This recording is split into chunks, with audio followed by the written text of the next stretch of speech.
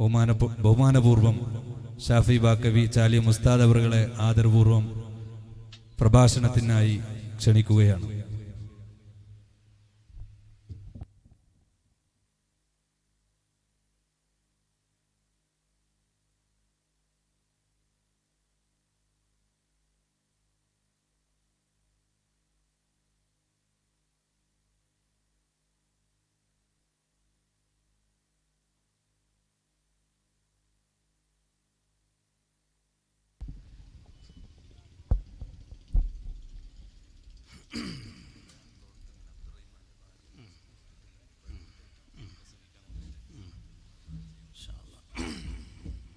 السلام عليكم ورحمة الله وبركاته. الحمد لله رب العالمين،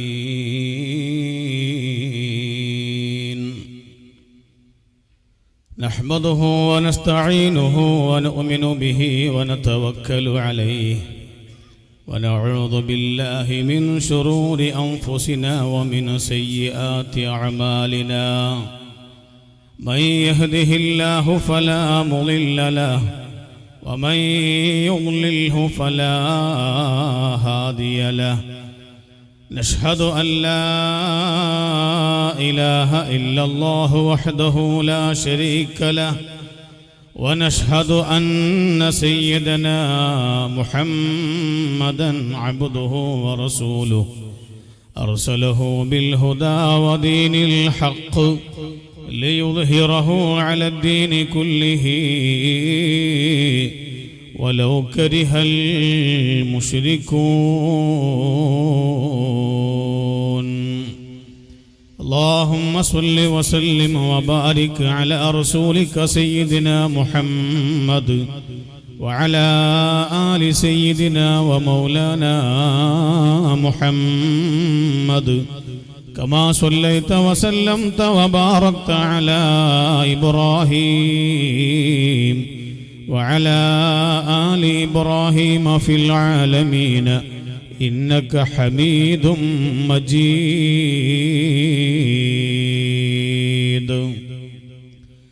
أعوذ بالله من الشيطان الرجيم. بسم الله الرحمن الرحيم.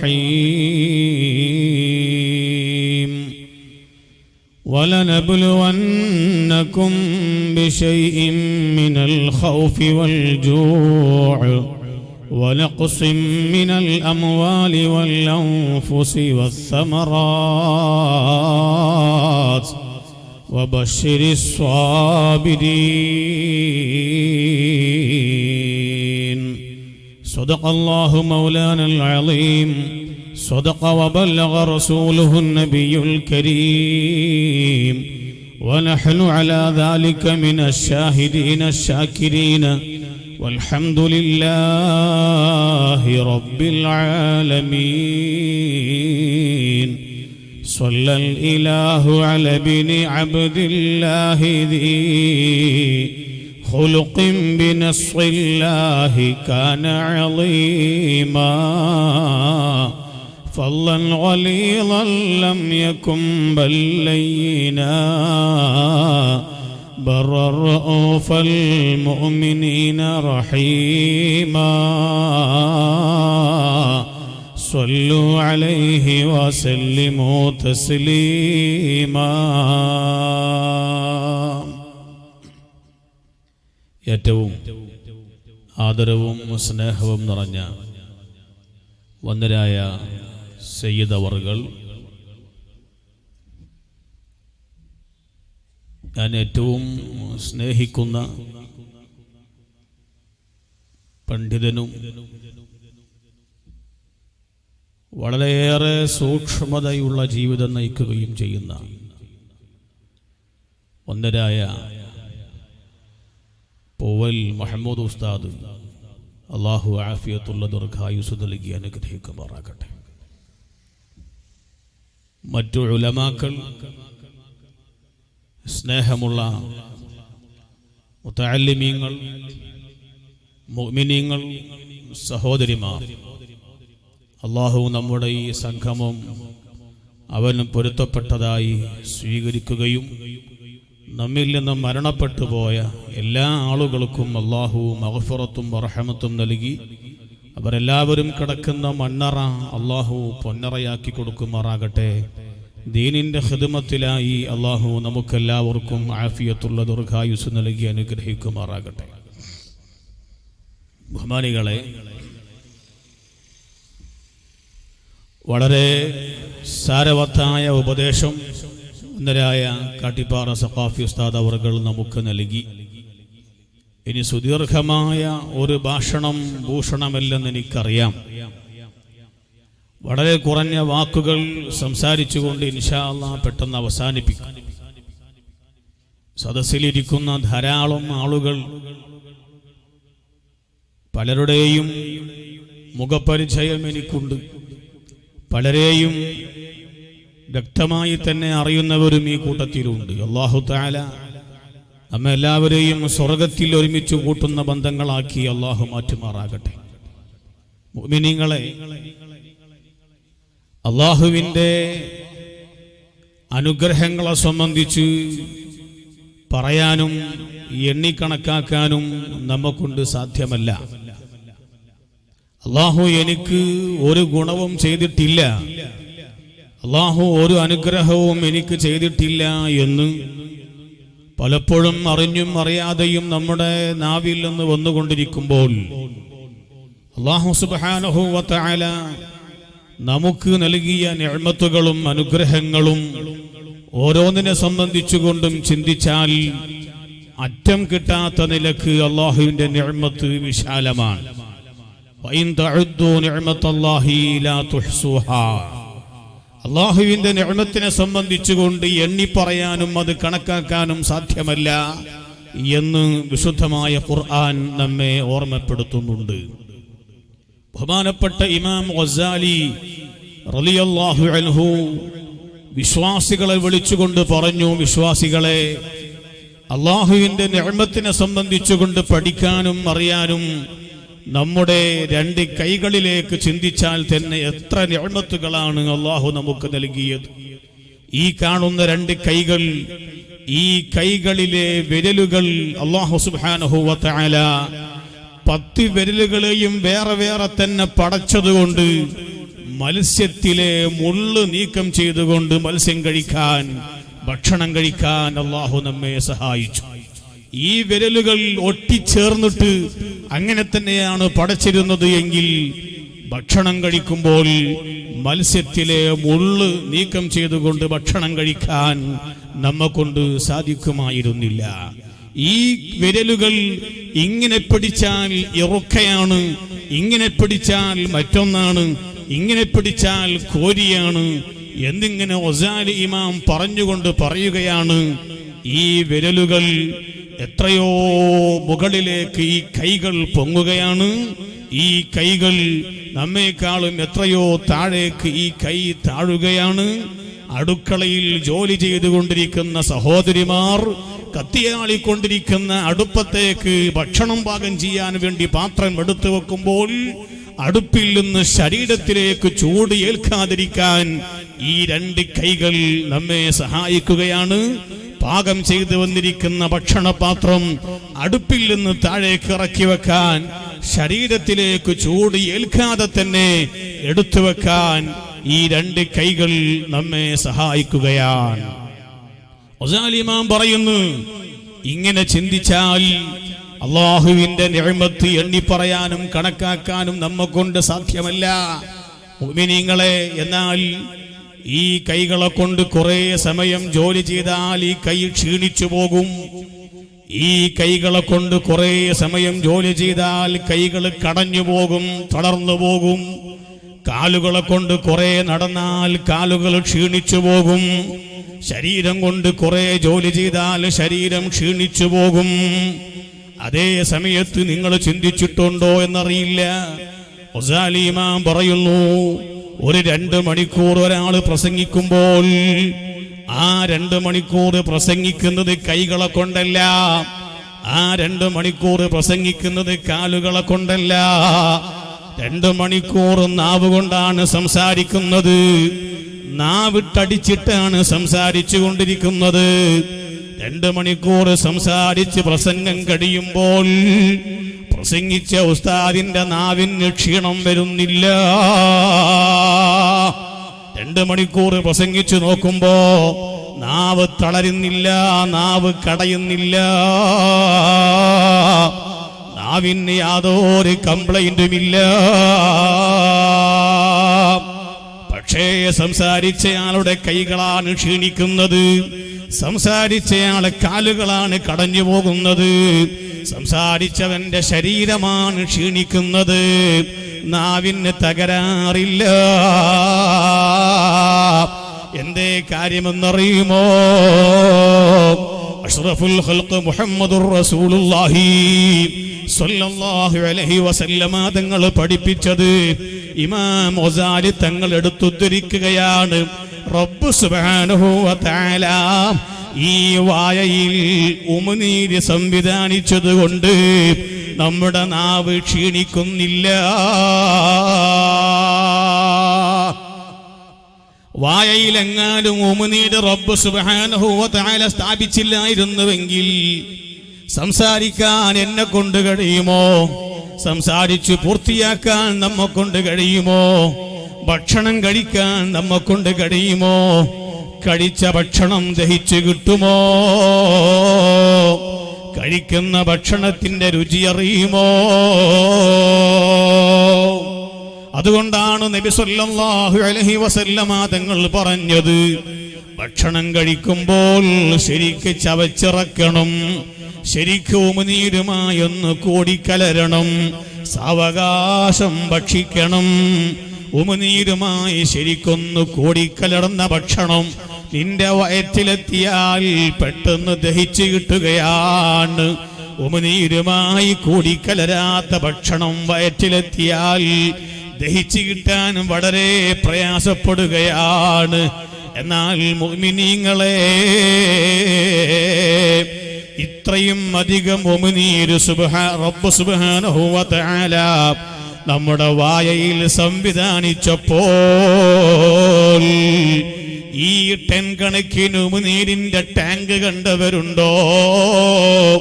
ഉമിനീരിന്റെ tank വായയിലാണോ? ഉമിനീരിന്റെ tank തലയിലാണോ? ഉമിനീരിന്റെ tank വയറ്റിലാണോ? റബ്ബ് സുബ്ഹാനഹു വ തആല അവൻ നൽകിയിരിക്കുന്ന നിഅമത്തുകളെ സംബന്ധിച്ച് ചിന്തിച്ചിട്ടുണ്ടോ? ഒന്നുകൂടെ പറയട്ടെ, ഞാൻ ഇങ്ങനെ വഅദ് പറയുന്നു, നിങ്ങളിങ്ങനെ വഅദ് കേൾക്കുന്നു. എത്ര സമയമാ നമ്മുടെ കണ്ണുകൾ ഇങ്ങനെ ഈ മതാ ചിമ്മി തുറക്കുന്നു, നമ്മുടെ കണ്ണ് അടക്കുന്നു, കണ്ണ് തുറക്കുന്നു. അടക്കുമ്പോൾ എനിക്കൊരു ബുദ്ധിമുട്ടും വന്നില്ല, തുറക്കാൻ എനിക്കൊരു പ്രയാസവും ഉണ്ടായില്ല, കണ്ണിന് കടച്ചിൽ വന്നില്ല, കണ്ണിന് യാതൊരു പ്രയാസവുമില്ല. റബ്ബ് സുബ്ഹാനഹു വ തആല ആ കണ്ണിൽ സംവിധാനിച്ചിരിക്കുന്ന കണ്ണുനീരാണ് കാരണം. ഈ കണ്ണുനീരെങ്ങാനും വറ്റിപ്പോയാൽ, വായയിലെ വെള്ളം അങ്ങ് വറ്റിപ്പോയാൽ പകരം തരാൻ കഴിയുന്നവൻ ആരുണ്ടടോ? വിശുദ്ധമായ ഖുർആനാണ് ചോദിക്കുന്നത്, ഖുൽ അറഅയ്തും ഇൻ അസ്ബഹ മാഉകും ഗൗറാ ഫമൻ യഅതീകും ബിമാഇൻ മഈൻ. അണ്ണാക്കിലെ വെള്ളമങ്ങ് വറ്റിപ്പോയാൽ, വായയിലെ വെള്ളം വറ്റിപ്പോയാൽ, കണ്ണുനീര് വറ്റിപ്പോയാൽ പകരം തരാൻ കഴിയുന്നവൻ ആരാണ്? മുഅ്മിനീങ്ങളെ, അല്ലാഹുവിന്റെ ചോദ്യമാണ്.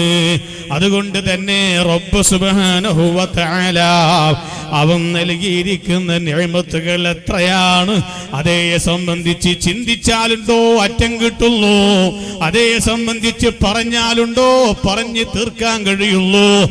ആധുനിക വൈദ്യശാസ്ത്രം എന്താണ് പഠിപ്പിച്ചിരിക്കുന്നത്? ആരോഗ്യമുള്ള ഒരു മനുഷ്യന്റെ ശരീരത്തിൽ നിന്ന് ഒരു ദിവസം 1.5 ലിറ്റർ മൂത്രം മൂത്രം പുറത്തു പോകണമെന്നാണ് ആധുനിക വൈദ്യശാസ്ത്രമാണ് പഠിപ്പിക്കുന്നത്. വിശുദ്ധ ഖുർആൻ ഓതിയല്ല ഞാൻ ഈ പറയുന്നത്, ഹദീസ് ഓതിയിട്ടല്ല ഞാൻ ഈ പറയുന്നത്. ആധുനിക വൈദ്യശാസ്ത്രം പറയുകയാണ്, ആരോഗ്യമുള്ള ഒരു മനുഷ്യന്റെ ശരീരത്തിൽ നിന്ന് ഒരു ദിവസം 1.5 ലിറ്റർ മൂത്രം പുറത്തു പോകണമെങ്കിൽ സുബ്ഹാനല്ലാഹ് മനുഷ്യ ശരീരത്തിൽ റബ്ബ് സുബ്ഹാനഹു വ തആല സ്ഥാപിച്ചിരിക്കുന്ന ഒരു ചെറിയ അവയവമുണ്ട്. 11 സെന്റിമീറ്റർ നീളവും 8 സെന്റിമീറ്റർ വീതിയും 140 ഗ്രാം തൂക്കവുമുള്ള 2 വൃക്കകൾ അല്ലാഹു മനുഷ്യ ശരീരത്തിൽ സ്ഥാപിച്ചു വെച്ചിരിക്കുന്നു. ആ വൃക്കയുടെ അകത്ത് സുബ്ഹാനല്ലാഹ് 25 ലക്ഷം നെഫ്രോണുകൾ റബ്ബ് സുബ്ഹാനഹു വ തആല സ്ഥാപിച്ചിരിക്കുന്നു. നെഫ്രോണുകൾ എന്ന് പറഞ്ഞാൽ അരിപ്പകൾ എന്നാണ്.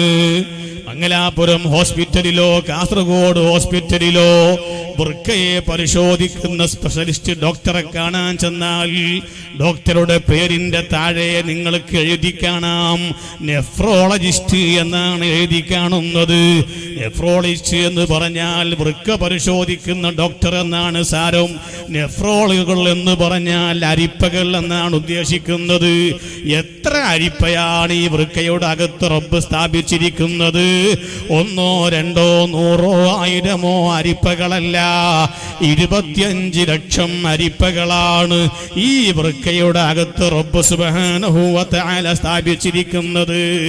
24 മണിക്കൂറുകൾക്കിടയിൽ 360 പ്രാവശ്യം ശരീരത്തിലെ എല്ലാ രക്തവും ഈ അരിപ്പകളിലൂടെ ഇറങ്ങി കടക്കേണ്ടതുണ്ട് കേട്ടോ.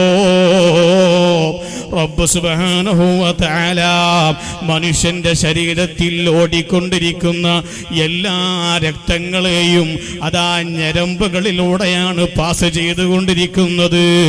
ഞരമ്പുകളാണെങ്കിലോ ശരീരത്തിൽ ഇങ്ങനെ വളഞ്ഞു പൊളഞ്ഞു കിടക്കുന്നു. വളഞ്ഞു പൊളഞ്ഞു കിടക്കുന്ന ശരീരത്തിലുള്ള ഞരമ്പുകളിലൂടെ ഓടിക്കൊണ്ടിരിക്കുന്ന ഒരു പുരുഷന്റെ ശരീരത്തിൽ 5 ലിറ്റർ രക്തമാണെങ്കിലും ഒരു സ്ത്രീയുടെ ശരീരത്തിൽ അത് 4 ലിറ്ററാണ്. അപ്പൊ 4 ആണെങ്കിലും 5 ആണെങ്കിലും ഇത്രയും രക്തം ഒരു മനുഷ്യന്റെ ശരീരത്തിൽ നിന്ന് 24 മണിക്കൂറുകൾക്കിടയിലൂടെ 360 പ്രാവശ്യം 25 ലക്ഷം നെഫ്രോളുകളിലൂടെ പാസ് ചെയ്യുമ്പോഴാ സുബ്ഹാനല്ലാഹ് രക്തം ശുദ്ധീകരിക്കപ്പെടുന്നു, മൂത്രം പുറന്തള്ളപ്പെടുന്നു. നിങ്ങൾ ചിന്തിച്ചിട്ടുണ്ടോ? മനുഷ്യ ശരീരത്തിൽ വളഞ്ഞു കിടക്കുന്ന, മനുഷ്യ ശരീരത്തിൽ പൊളഞ്ഞു കിടക്കുന്ന, ചുരുണ്ട് കിടക്കുന്ന ഈ ഞരമ്പിന്റെ നീളം എത്രയാ? ആധുനിക വൈദ്യശാസ്ത്രം പറയുന്നു 72 കിലോമീറ്ററാ. ഒരു മനുഷ്യ ശരീരത്തിൽ വളഞ്ഞു പൊളഞ്ഞു കിടക്കുന്ന ഞരമ്പിന്റെ നീളമാണ് ഈ പറയുന്നത്. 72 കിലോമീറ്റർ എന്ന് പറഞ്ഞാൽ മുഅ്മിനീങ്ങളെ, നമ്മുടെ മാസ്തുകുണ്ടിൽ നിന്ന്, ചെറുക്കളയിൽ നിന്ന്, പൗവരിൽ നിന്ന് മംഗലാപുരത്തേക്കുള്ള ദൂരം മതിയോ? എത്ര ഉണ്ടോ മംഗലാപുരത്തേക്ക്? 72 ഉണ്ടാവോ? 50 ഉള്ളൂ. മനുഷ്യന്റെ ശരീരത്തിൽ വളഞ്ഞു പൊളഞ്ഞു കിടക്കുന്ന ഈ ഞരമ്പുകളുടെ നീളം 72 കിലോമീറ്റർ ആണെന്ന് പറയുമ്പോൾ ഏകദേശം മാസ്തുകുണ്ടിൽ നിന്ന് മംഗലാപുരത്തേക്ക് 50 കിലോമീറ്ററേ നീളമുള്ളൂ, ദൈർഘ്യമുള്ളൂ എന്ന് പറയുമ്പോൾ മംഗലാപുരത്തിനെയും അപ്പുറത്തേക്കാണ് ഒരു മനുഷ്യന്റെ ശരീരത്തിലെ ഞരമ്പുകളുടെ നീളം നിവർത്തിപ്പിടിച്ചാൽ ഉണ്ടാകുന്നത് എന്ന് ആധുനിക വൈദ്യശാസ്ത്രം സാക്ഷ്യപ്പെടുത്തുമ്പോൾ ശബ്ദം കേൾക്കുന്ന സഹോദരിമാരെ, വീട്ടിന്റെ മുറ്റത്തുള്ള അതാ എന്റെ പൂന്തോട്ടമുണ്ടല്ലോ, ആ പൂന്തോട്ടം 5 മീറ്ററോ 2 മീറ്ററോ നീളമുള്ള പൈപ്പ് പിടിച്ചിട്ട് നീ ഇങ്ങനെ നനച്ചുകൊണ്ടിരിക്കുമ്പോ ആ പൈപ്പ് ഏതെങ്കിലും ഭാഗത്തൊന്ന് ചുരുണ്ടുപോയാൽ, ഏതെങ്കിലും ഒരു ഭാഗത്ത് അമർന്നു പോയാൽ, മടങ്ങിപ്പോയാൽ വാട്ടർ സർക്കുലേഷൻ നിലച്ചു പോയില്ലേ? വെള്ളം പമ്പ് ചെയ്യുന്നത് അവസാനിച്ചു പോയില്ലേ? 72 കിലോമീറ്റർ നീളമുള്ള മനുഷ്യ ശരീരത്തിൽ ഇങ്ങനെ ഒളിഞ്ഞു കിടക്കുന്ന ഞരമ്പുകളുടെ നീളം 72 കിലോമീറ്റർ ആണെന്ന് പറയുമ്പോ 72 കിലോമീറ്റർ നീളമുള്ള ഞരമ്പുകൾ ഏതെങ്കിലും ഒരു ഭാഗത്ത് മടങ്ങിപ്പോയാൽ, ഏതെങ്കിലും ഒരു ഭാഗത്ത് ചുരുണ്ടുപോയാൽ, അമർന്നു പോയാൽ ബ്ലഡ് സർക്കുലേഷൻ നിന്നുപോയില്ലേ? എന്നാൽ ചോദിച്ചോട്ടെ മുഅ്മിനീങ്ങളെ, ഇത്രയും വലിയ ഞരമ്പുകൾക്കുള്ളിലൂടെ ഓടിക്കൊണ്ടിരിക്കുന്ന ഈ രക്തം അതാ എവിടെയും ബ്ലോക്കായി പോകാതെ, എവിടെയും നിന്നു പോകാതെ 360 പ്രാവശ്യം 24 മണിക്കൂറുകൾക്കിടയിലൂടെ 25 ലക്ഷം അരിപ്പകളിലൂടെ ഓട്ടിയവൻ ആരാ? അതിനെ നടത്തിയവൻ ആരാ? അതേ ഖുൽ അറഅയ്തും ഇൻ അസ്ബഹ മാഉകും ഗൗറാ ഫമൻ യഅതീകും ബിമാഇൻ മഈൻ. ഈ ഞരമ്പിലൂടെ ഓടിക്കൊണ്ടിരിക്കുന്ന രക്തം അതങ്ങ് വറ്റിപ്പോയാൽ പകരം തരാൻ കഴിയുന്നവൻ ആരാണ്? വിശുദ്ധമായ ഖുർആനിന്റെ ചോദ്യമാണ്. അതുകൊണ്ടാണ് മുഅ്മിനീങ്ങളെ, വിശുദ്ധമായ ഖുർആനിൽ 114 സൂറത്തുകളാണെങ്കിൽ 113 സൂറത്തും ഓതൽ നിർബന്ധമില്ല. ഒരു സൂറത്ത് ഓതൽ നിർബന്ധമാണ്. അതിന്റെ അർത്ഥം ശാഫി ബാഖവി വന്നുകൊണ്ട് സംസാരിച്ചിട്ടുണ്ട്. ഇനി ഖുർആൻ ആരും ഓതേണ്ടതില്ല എന്ന് പറഞ്ഞിട്ടുണ്ട് എന്നൊന്നും ആരും ദുർവ്യാഖ്യാനം ചെയ്യണ്ട. വിശുദ്ധമായ ഖുർആൻ ഷരീഫിൽ നിന്ന് സൂറത്തുൽ ഫാത്തിഹ നിസ്കാരത്തിൽ ഓതൽ നിർബന്ധമാണ്. അല്ലാത്തൊരു സൂറത്തും ഓതൽ നിർബന്ധമാണെന്നില്ല.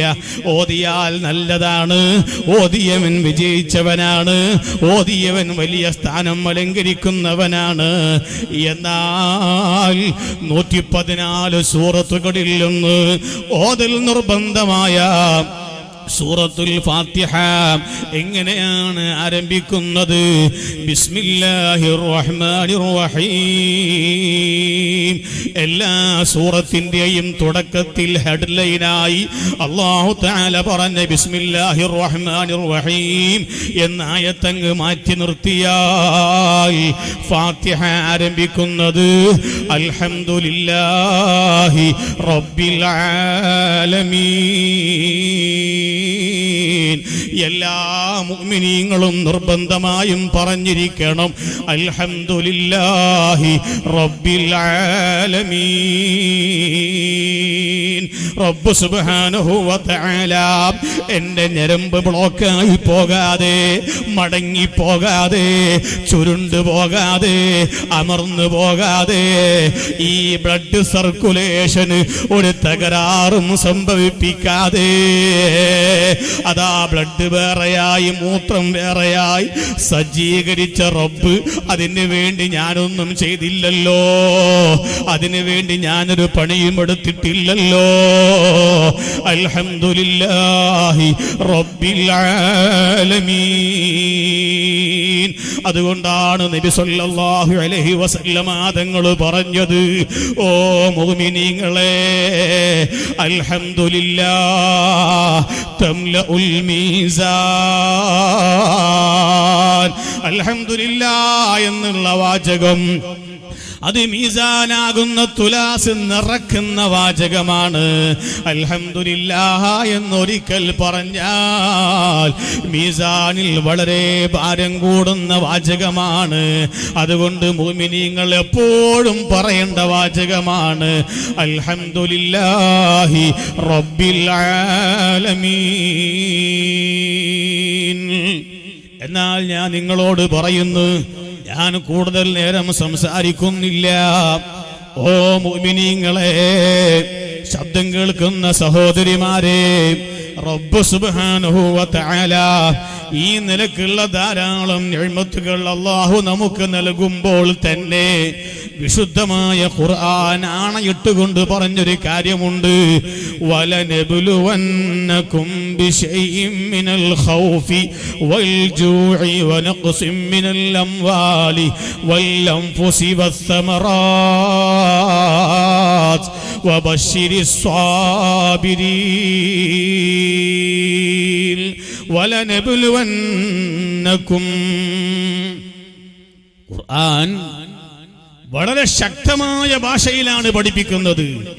നബ്ലുവക്കും എന്ന് പറഞ്ഞാൽ മതി. നബ്ലുവക്കും, നിങ്ങളെ നാം പരീക്ഷിക്കുമെന്ന അർത്ഥം അവിടെ തന്നെ വരുന്നുണ്ട്. പക്ഷേ ഖുർആൻ പിന്നെ പറഞ്ഞത് നബ്ലുവന്നക്കും എന്ന് പറഞ്ഞാലും മതി, നിശ്ചയമായും നാം നിങ്ങളെ പരീക്ഷിക്കും. അവിടെ അവസാനിപ്പിച്ചില്ല. നബ്ലുവക്കും എന്ന് പറയാതെ നബ്ലുവന്നക്കും എന്നും പറഞ്ഞ് അവസാനിപ്പിക്കാതെ ഖുർആൻ പറഞ്ഞ പ്രയോഗം വലനബ്ലുവന്നകും. സംശയിക്കണ്ട, ആരും സംശയത്തിന്റെ ലാഞ്ചന പോലും വേണ്ട. വലനബ്ലുവന്നകും, നിശ്ചയമായും നാം നിങ്ങളെ പരീക്ഷിക്കുക തന്നെ ചെയ്യും. അല്ലാഹുവിന്റെ പരീക്ഷണങ്ങൾ അടിക്കടി ഉണ്ടായിക്കൊണ്ടിരിക്കും. ആ പരീക്ഷണങ്ങളിൽ പതറിപ്പോകാൻ പാടില്ല, ആ പരീക്ഷണങ്ങളിൽ ചെതറിപ്പോകാൻ പാടില്ല. ഖുർആൻ പറയുന്നു വലനബ്ലുവന്നകും ബിശൈഇൻ മിനൽ ഖൗഫി. ചിലപ്പോൾ ശക്തമായ ഭയം നൽകി നാം നിങ്ങളെ പരീക്ഷിക്കുക തന്നെ ചെയ്യും നബിയേ. ശക്തമായ ഭയം നൽകും. ഇതാ കഴിഞ്ഞ വർഷമല്ലേ ഞാൻ കാസർഗോഡ് നിന്ന് ട്രെയിൻ കയറി നാട്ടിലേക്ക് പോവുകയാണ്. നാട്ടിലേക്ക് ട്രെയിൻ എത്താൻ സമയം വടകര കഴിഞ്ഞ് കൊയിലാണ്ടി കഴിഞ്ഞപ്പോൾ പിന്നെ ട്രെയിനിലേക്ക് കയറുന്ന ആളുകളൊക്കെ അവര് മാസ്ക് കെട്ടിയിട്ടുണ്ട്, കയ്യിലൊക്കെ കയ്യുറ ധരിച്ചിട്ടുണ്ട്. ആരും പരസ്പരം മിണ്ടുന്നില്ല, സംസാരിക്കുന്നില്ല, വളരെ മൗനമായി ഇരിക്കുകയാണ് ട്രെയിനിൽ. ആ ട്രെയിന് കുറച്ചുകൂടെ അങ്ങനെ മുന്നോട്ടെത്തിയപ്പോൾ വളരെ തിരക്കുള്ള കോഴിക്കോട് റെയിൽവേ സ്റ്റേഷനിൽ സുബ്ഹാനല്ലാഹ് ആൾപെരുമാറ്റമില്ല, ആളുകളില്ല. ഉദ്യോഗസ്ഥന്മാര് ശരീരം മാസകലം മറച്ചിട്ടുണ്ട്, മാസ്ക് കെട്ടിയിട്ടുണ്ട്, തലയിൽ തൊപ്പി ധരിച്ചിട്ടുണ്ട്, കൈകളും കാലുകളും ഒന്നാകെ മറച്ചിട്ടുണ്ട്. സുബ്ഹാനല്ലാഹ്, നിപ്പ വൈറസ് കോഴിക്കോടിനെയും പരിസരത്തെയും പിടിച്ചു കുലുക്കിയപ്പോ കോഴിക്കോട്ടേക്ക് യാത്ര ചെയ്യാൻ നമ്മൾ ഭയപ്പെട്ടില്ലേ? വലനബ്ലുവന്നകും ബിശൈഇൻ മിനൽ ഖൗഫി. ചിലപ്പോൾ ശക്തമായ ഭയം നൽകി നാം നിങ്ങളെ പരീക്ഷിക്കുക തന്നെ ചെയ്യും നബിയേ. ഓ മുഅ്മിനീങ്ങളെ, ആ നിലക്കുള്ള പരീക്ഷണങ്ങൾക്ക് ചിലപ്പോൾ നാം വിധേയരായി പോകേണ്ടി വരും. വലനബ്ലുവന്നകും ബിശൈഇൻ മിനൽ ഖൗഫി വൽ ജൂഇ. ചിലപ്പോൾ ശക്തമായ വിശപ്പ് നൽകിയിട്ട് നാം നിങ്ങളെ പരീക്ഷിക്കുക തന്നെ ചെയ്യുന്നതാണ്. ചിലപ്പോൾ ശക്തമായ വിശപ്പായിരിക്കും.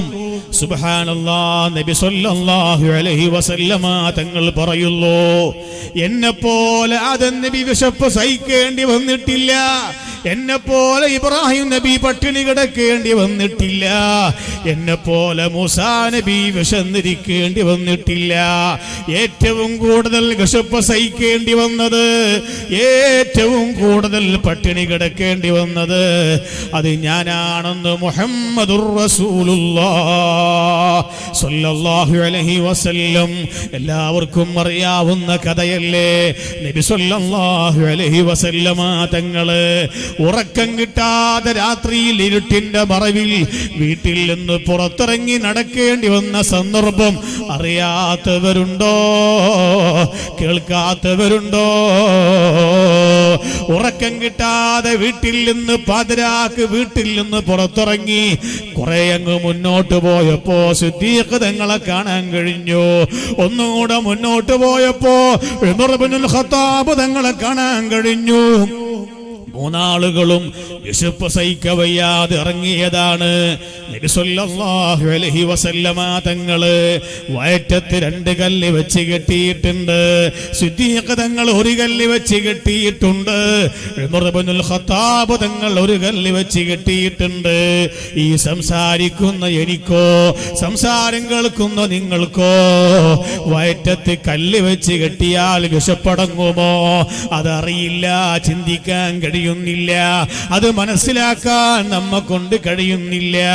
നബി സല്ലല്ലാഹു അലൈഹി വസല്ലമ തങ്ങളും സിദ്ദീഖ് തങ്ങളും ഉമർ ഇബ്നുൽ ഖത്താബ് തങ്ങളും വിശപ്പ് സഹിക്കാൻ കഴിയാതെ അവസാനം സയ്യിദുനാ അബുൽ ഖൈസം എന്ന സ്വഹാബിയുടെ വീട്ടിന്റെ മുറ്റത്ത് പോയി നബി തങ്ങൾ ഉറക്കെ വിളിക്കുന്നു, അസ്സലാമു അലൈക യാ അബുൽ ഖൈസം. അബുൽ ഖൈസമിനെയാണ് വിളിക്കുന്നത്. സമയം പാതിരാ സമയമാണ്. നബി തങ്ങൾ വിശപ്പ് സഹിക്കാൻ കഴിയാതെയാണ് ഒരു സുഹാബിയുടെ വീട്ടിന്റെ മുറ്റത്ത് പോയി നീട്ടി വിളിക്കുന്നത്. വീട്ടിന്റെ ഉള്ളിൽ നിന്ന് മറുപടി കേട്ടില്ല. വീണ്ടും വീണ്ടും സലാം പറഞ്ഞു, മറുപടി കേട്ടില്ല. നബി സല്ലല്ലാഹു അലൈഹി വസല്ലമ തങ്ങള് പിന്നെ ഉറക്കെ വിളിച്ചു ചോദിക്കുന്നു, അസ്സലാമു അലൈക്കും യാ അഹ്ലൽ ബൈത്ത്. ഈ വീട്ടിന്റെ അകത്ത് ആരുമില്ലയോ? അപ്പോഴാണ് അബുൽ ഖൈസമിന്റെ ഭാര്യ വീട്ടിന്റെ ഉള്ളിൽ നിന്ന് പറയുന്നു, ലബ്ബൈക വസഅദൈക യാ റസൂലല്ലാഹ്. നബിയേ, കയറിയിരിക്കണം നബിയേ. അബുൽ ഖൈസം വീട്ടിലില്ല. വീട്ടിൽ അല്പം മാവുണ്ട്. കുട്ടികൾക്ക് നേരം പുലർന്നാൽ ആ മാവ് കൊണ്ട് റൊട്ടി ഉണ്ടാക്കാൻ വീട്ടിൽ കുടിവെള്ളമില്ല. കുടിവെള്ളത്തിന് വേണ്ടി അബുൽ ഖൈസം പോയതാണ്. ഇരിക്കണേ നബിയേ. നബി സല്ലല്ലാഹു അലൈഹി വസല്ലമ തങ്ങളും ആ സ്വഹാബാക്കളും കയറിയിരിക്കുന്നു. താമസിയാതെ അബുൽ ഖൈസം കടന്നു വരുന്നു. നബി തങ്ങളെ കണ്ടപ്പോൾ വലിയ സന്തോഷമാകുന്നു. അതാ അബുൽ ഖൈസം ഭാര്യയോട് ചപ്പാത്തി ഉണ്ടാക്കാൻ പറയുന്നു. നല്ല ചൂടുള്ള ചപ്പാത്തി ഉണ്ടാക്കുന്നു. ബഹുമാനപ്പെട്ട അബുൽ ഖൈസം അത് കൊണ്ടുവന്നിട്ട് നബി സല്ലല്ലാഹു അലൈഹി വസല്ലമ തങ്ങളെ മുന്നിൽ വെച്ച് കൊടുക്കുന്നു. സിദ്ദീഖ് തങ്ങളും ഉമർ ഇബ്നുൽ ഖത്താബ് തങ്ങളും ഭവ്യതയോടെ ബഹുമാനത്തോടെ നബി തങ്ങളെ സമീപത്തിരിക്കുന്നു. നല്ല ചൂടുള്ള റൊട്ടി കിട്ടിയപ്പോൾ നബി സല്ലല്ലാഹു അലൈഹി വസല്ലമ തങ്ങള് തുടങ്ങാൻ പറ്റൂലല്ലോ. മുഅ്മിനീങ്ങളെ, ഒരു സദസ്സിൽ നമ്മൾ ഇരിക്കുമ്പോൾ ആ സദസ്സിൽ തങ്ങന്മാരുണ്ടാകുമ്പോൾ തങ്ങന്മാര് തുടങ്ങാൻ പറ്റൂല. ആലിമീങ്ങൾ ഉണ്ടാകുമ്പോൾ ആലിമീങ്ങൾ തുടങ്ങാൻ പറ്റൂല. നബി സല്ലല്ലാഹു അലൈഹി വസല്ലമ തങ്ങൾ തുടങ്ങാതെ നമുക്ക് തുടങ്ങാൻ പറ്റില്ലല്ലോ. നബി സല്ലല്ലാഹു അലൈഹി വസല്ലമ തങ്ങൾ ആ ചൂടുള്ള ചപ്പാത്തി കയ്യിൽ ചുരുട്ടിപ്പിടിച്ചു എന്നല്ലാതെ നബി തങ്ങൾ കഴിക്കാൻ തുടങ്ങുന്നില്ല. ഉമർ ഇബ്നുൽ ഖത്താബ് തങ്ങൾ നബി സല്ലല്ലാഹു അലൈഹി വസല്ലമ തങ്ങളുടെ മുഖത്തേക്ക് വല്ലാത്ത കൗതുകത്തോടെ നോക്കുന്നു. നബി തങ്ങൾ തുടങ്ങുന്നില്ല. ആ ചുരുട്ടിപ്പിടിച്ച ചപ്പാത്തിയുമായി നബി സല്ലല്ലാഹു അലൈഹി വസല്ലമ തങ്ങൾ പെട്ടെന്ന് അങ്ങ് എഴുന്നേറ്റ് ഓടുകയാ. സിദ്ദീഖ് തങ്ങൾ ആശ്ചര്യപ്പെട്ടു പോയി. ഉമർ ഇബ്നുൽ ഖത്താബ് തങ്ങൾ അത്ഭുതപ്പെട്ടു പോയി. സുബ്ഹാനല്ലാഹ്, നബി സല്ലല്ലാഹു അലൈഹി വസല്ലമ തങ്ങൾ എന്താണാവോ ഒരു വാക്ക് മിണ്ടാതെ എഴുന്നേറ്റ് പോയത്? എവിടേക്കാണ് എഴുന്നേറ്റ് പോയത്? ആർക്കും ഒന്നും മനസ്സിലായില്ല. ഉമർ ഇബ്നുൽ ഖത്താബ് തങ്ങൾ സിദ്ദീഖ് തങ്ങളോട് ചോദിച്ചു, ഓ സിദ്ദീഖേ, നബി തങ്ങൾ ഒന്നും പറഞ്ഞില്ലല്ലോ. ഈ പാവപ്പെട്ട ഉമറിന് വല്ലാതെ വിശന്നിരുന്നു. എന്നെ പരീക്ഷിക്കുകയാണോ സിദ്ദീഖേ? സിദ്ദീഖ് തങ്ങൾ പറഞ്ഞു, ഉമറേ, നബി തങ്ങൾ ഒന്നും പറയാതെ പോയത് കൊണ്ട് വരാതിരിക്കില്ല. സുബ്ഹാനല്ലാഹ്, അല്പം കഴിഞ്ഞപ്പോൾ നബി തങ്ങൾ വരുന്നു. ഉമർ ഇബ്നുൽ ഖത്താബ് തങ്ങൾ ചോദിക്കുന്നു, യാ റസൂലല്ലാഹ്, ഈ പാവപ്പെട്ട ഉമർ വല്ലാത്ത ദേശക്കാരനാണെന്ന് അങ്ങേക്ക് അറിയുമല്ലോ നബിയേ. ഭക്ഷണം കഴിക്കാൻ വേണ്ടി ഇരുന്നപ്പോ ആ ഭക്ഷണം കഴിക്കാൻ അനുവദിക്കാതെ നബിയെ അങ്ങ് അവിടെ നിന്ന് അങ്ങ് എഴുന്നേറ്റ് പോയാൽ ഉമറിന് ദേഷ്യം വരുമെന്ന കാര്യം ഉറപ്പാണല്ലോ. ഉമറിന്റെ ക്ഷമ പരിശോധിക്കുകയായിരുന്നു അല്ല നബിയേ. നബി തങ്ങൾ പറഞ്ഞു, അല്ല ഉമറേ, നല്ല ചൂടുള്ള റൊട്ടി അങ്ങ് മുന്നിൽ കിട്ടിയപ്പോ ഈ മുഹമ്മദ് ഭക്ഷണം കഴിച്ചിട്ട് 2 ദിവസമായിട്ടുണ്ടെങ്കിൽ റൊട്ടിയുടെ മുന്നിൽ അങ്ങ് ഇരുന്നപ്പോൾ എനിക്കെന്റെ പ്രിയപ്പെട്ട മകള് ഫാത്തിമത്തു സുഹ്റ ഫാത്തിമാനെ ഓർമ്മ വന്നുപോയി. ഞാൻ ആ റൊട്ടിയും ചുരുട്ടി പിടിച്ചിട്ട് എൻ്റെ ഫാത്തിമാന്റെ സമീപത്തേക്കാണ് ഞാൻ പോയത്. എൻ്റെ ഫാത്തിമാന്റെ കയ്യിൽ ഞാൻ ആ റൊട്ടി കൊടുത്തപ്പോ എൻ്റെ ഫാത്തിമ പറഞ്ഞൊരു വാക്കുണ്ട്, ഉമറേ, ഹാദിഹി അവ്വലു ലുഖ്മത്തിൽ മുൻദു 3 അയ്യാം. ഓ നബിയേ, ഭക്ഷണം കഴിച്ചിട്ട് ഈ ഫാത്തിമ 3 ദിവസമായി നബിയേ. ഉമറേ, 2 ദിവസമായി ഈ മുഹമ്മദ് ഭക്ഷണം കഴിച്ചിട്ടെങ്കിൽ എൻ്റെ മകള് ഫാത്തിമ ഭക്ഷണം കഴിച്ചിട്ട് 3 ദിവസമായി ഉമറേ. ഓ സഹോദരിമാരെ, ഏത് വീട്ടിലെ പട്ടിണിയുടെ കഥയാണ് ഞാൻ ഈ പറയുന്നത്? ബഹുമാനപ്പെട്ട മലക്ക് ജിബ്രീൽ അലൈഹിസ്സലാത്തു വസ്സലാം വന്നു പോകുന്ന വീട്ടിലെ കഥയാണ് ഈ പറയുന്നത്. വഹി വന്നു പോകുന്ന വീട്ടിന്റെ കഥയാണ് ഈ പറയുന്നത്.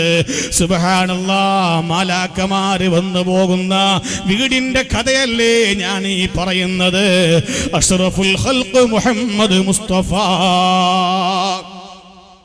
സല്ലല്ലാഹു അലൈഹി വസല്ലമ തങ്ങളാണ് ഏറ്റവും കൂടുതൽ വിശപ്പ് കൊണ്ട് പരീക്ഷിക്കപ്പെട്ട നേതാവ്. ഖുർആൻ പറഞ്ഞു, വലനബ്ലുവന്നകും ബിശൈഇൻ മിനൽ ഖൗഫി വൽ ജൂഇ. ചിലപ്പോൾ ശക്തമായ വിശപ്പ് നൽകിയിട്ട് നാം നിങ്ങളെ പരീക്ഷിക്കുക തന്നെ ചെയ്യും. പിന്നെ പറഞ്ഞു, വലനബ്ലുവന്നകും ബിശൈഇൻ മിനൽ ഖൗഫി വൽ ജൂഇ വനഖ്സിൻ മിനൽ അംവാൽ. ചിലപ്പോൾ കടബാധ്യതകൾ നൽകിയിട്ട് നാം നിങ്ങളെ പരീക്ഷിക്കുക തന്നെ ചെയ്യും. ശക്തമായ കടം ഒരു പക്ഷേ അല്ലാഹു നൽകിയേക്കാം. ആ കടം പെരുകിയിട്ട് ഞാനങ്ങ് തൂങ്ങി മരിച്ച് കളയുമെന്ന് പറയുകയല്ല വേണ്ടത്. ഞാനങ്ങ് ആത്മഹത്യ ചെയ്യുമെന്ന് പറയുകയല്ല വേണ്ടത്. അറിയില്ലേ, നബി സല്ലല്ലാഹു അലൈഹി വസല്ലമ തങ്ങള് സാമ്പത്തികമായ പ്രയാസം അനുഭവിച്ചതുപോലെ ലോകത്ത് ഒരാളും അനുഭവിച്ചിട്ടില്ല. വഫദും മിനൽ കുഫാരി ഇൻദ മുഹമ്മദി ലക മുൽകുനാ ഇൻ കുൻത തത്ലുബു മാലാ വല്ലാഹി ലൗ വളഉൽ കവാകിബ ഫീ യദി ലഅഖ്തർതുഹു സുബ്ഹാനഹു വതആല. നബി സല്ലല്ലാഹു അലൈഹി വസല്ലമ തങ്ങള് പ്രബോധന വീതിയിൽ അങ്ങ് ഇറങ്ങി പ്രവർത്തിക്കാൻ തുടങ്ങിയപ്പോ, സുന്ദരമായ തൗഹീദിന്റെ വെള്ളി വെളിച്ചത്തിലേക്ക് ജനങ്ങളെ ക്ഷണിക്കാൻ ആരംഭിച്ചപ്പോ അബൂജഹൽ പരിഹസിച്ചില്ലേ, ഉത്ബത്ത് കളിയാക്കിയില്ലേ, അബൂലഹബ് കുത്തുവാക്ക് പറഞ്ഞില്ലേ, അതാ ഉത്ബത്തും ശൈബത്തും പരിഹസിച്ചില്ലേ. അബൂജഹൽ എന്താണ് പറഞ്ഞത്? ഉത്ബത്ത് എന്താണ് പറഞ്ഞത്? ശൈബത്ത് എന്താണ് പറഞ്ഞത്?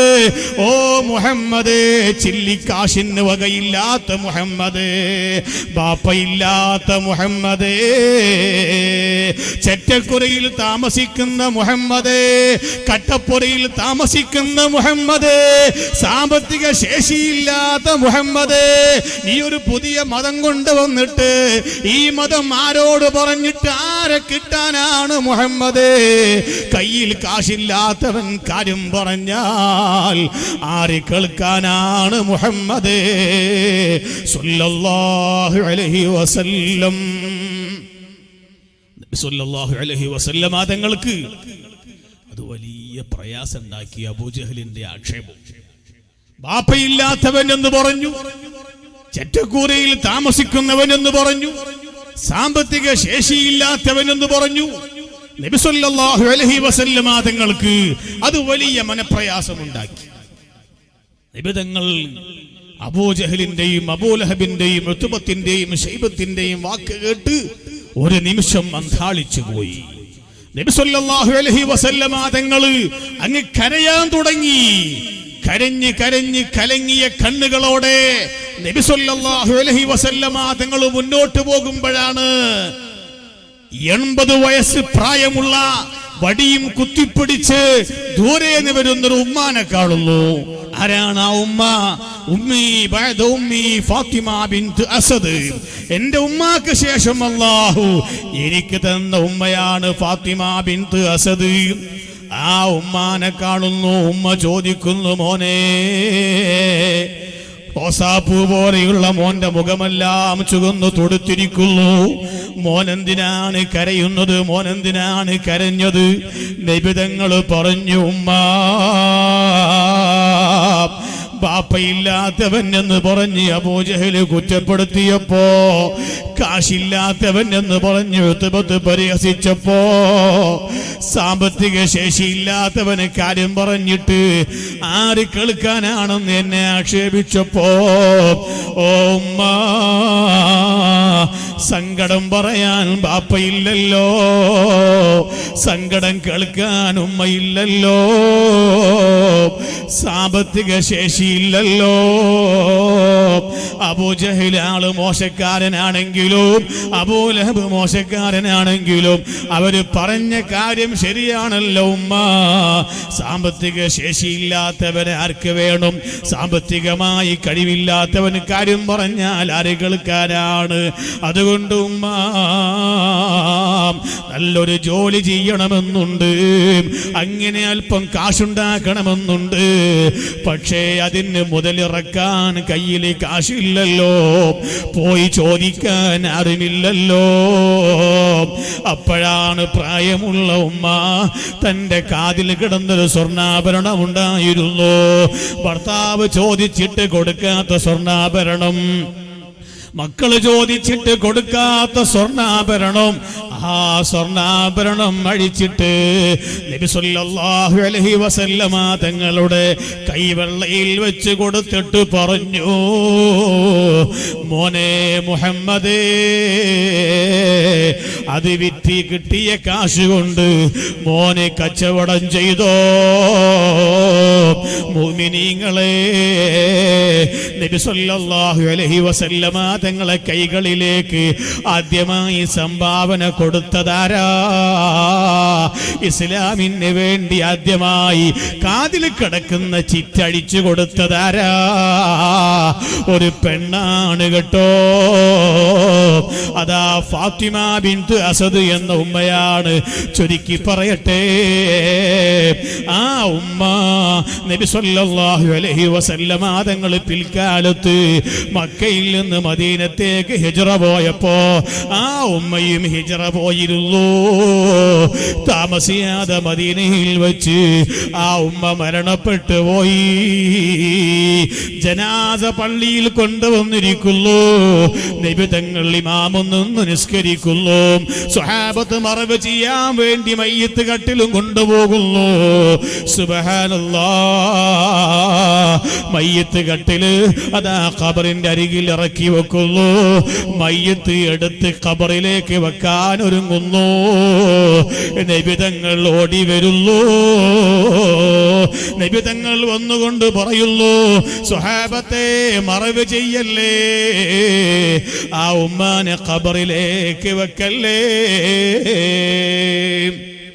സ്വഹാബത്ത് അത്ഭുതപ്പെട്ടു പോയി. നബി തങ്ങൾ മറവ് ചെയ്യാൻ അനുവദിക്കുന്നില്ല. മയ്യത്ത് കട്ടലിലേക്ക് തന്നെ വെക്കുന്നു. നബി തങ്ങൾ വന്നിട്ട് ഖബറിന്റെ സമീപത്ത് നിൽക്കുന്നു. ഇമാം ബുഖാരി ഉദ്ധരിക്കുന്നു, നബി തങ്ങൾ കുറെ സമയം ഖബറിലേക്ക് നോക്കി നിൽക്കുന്നു. അവിടത്തെ തലപ്പാവഴിക്കുന്നു. സിദ്ദീഖ് തങ്ങളെ കയ്യിൽ കൊടുക്കുന്നു. അവിടത്തെ നീളക്കുപ്പായം അഴിക്കുന്നു. ഉമർ ഇബ്നുൽ ഖത്താബ് തങ്ങളെ കയ്യിൽ കൊടുക്കുന്നു. സുബ്ഹാനല്ലാഹ്, ഒരു തുണി മാത്രം ഉടുത്തിരിക്കുന്ന മുഹമ്മദുർ റസൂലുള്ളാഹി. നബി തങ്ങളെ ദേഹത്ത് ഷർട്ടില്ല, തലപ്പാവില്ല. നബി തങ്ങൾ ആ നിലക്ക് സ്വഹാബത്ത് പോലും പലപ്പോഴും കാണാറില്ല. പറയട്ടെ, നബി തങ്ങൾ എന്താണ് ചെയ്യാൻ പോകുന്നത്? സ്വഹാബത്ത് അത്ഭുതത്തോടെ നോക്കി കാണുന്നു. നബി തങ്ങൾ ആ ഖബറിലേക്ക് ഇറങ്ങുന്നു. ഖബറിൽ കിടക്കുന്നു. എന്നിട്ട് അങ്ങോട്ടും ഇങ്ങോട്ടും ഒന്ന് ഇളകുന്നു. എന്നിട്ട് എഴുന്നേറ്റ് വന്നുകൊണ്ട് പറയുന്നു, സ്വഹാബാ, ഇനി നിങ്ങൾ മറവ് ചെയ്തോളൂ. എന്തേ കാരണം? എന്റെ ശരീരം തട്ടിയ മണ്ണ് ഫാത്തിമാനെ പിടിച്ചു കൂട്ടൂല. ലൗ നജാഹദും അഹദും മിൻ ലിഖതത്തിൽ ഖബരി ലനജാ സഅദ് ഇബ്നു മുആദ്. ഖബറിലേക്ക് ഏത് മയ്യത്ത് ഇറക്കി വെച്ചാലും ഖബർ പിടിച്ചു കൂട്ടാതിരിക്കൂല. അത് സ്വാലിഹാണെങ്കിലും പിടിച്ചു കൂട്ടും, തമ്മാടിയാണെങ്കിലും ഖബർ പിടിച്ചു കൂട്ടും. അത് നല്ല മനുഷ്യനാണെങ്കിൽ സ്നേഹം കൊണ്ടാണ്, മോശപ്പെട്ടവനാണെങ്കിൽ ദേഷ്യം കൊണ്ടാണ്. നബി തങ്ങൾ പറഞ്ഞല്ലോ, ലൗ നജാഹദും മിൻ ലിഖതത്തിൽ ഖബരി ലനജാ സഅദ് ഇബ്നു മുആദ്. ആരെങ്കിലും ഖബർ പിടിച്ചുകൂട്ടുമായിരുന്നില്ല എങ്കിൽ സഅദ് ഇബ്നു മുആദിനെ പിടിച്ചുകൂട്ടുമായിരുന്നില്ല. പക്ഷേ സഅദ് ഇബ്നു മുആദിനെ പോലും ഖബർ പിടിച്ചുകൂട്ടിയിട്ടുണ്ട് സ്വഹാബ.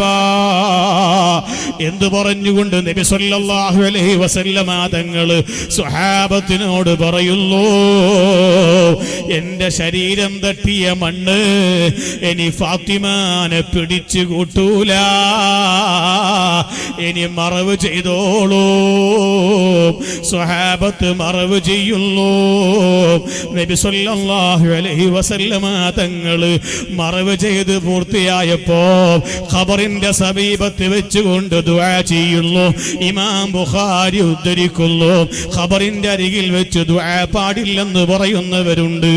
അവർ ഏത് കിതാബാണ് അവലംബിക്കുന്നത് എന്നറിയില്ല.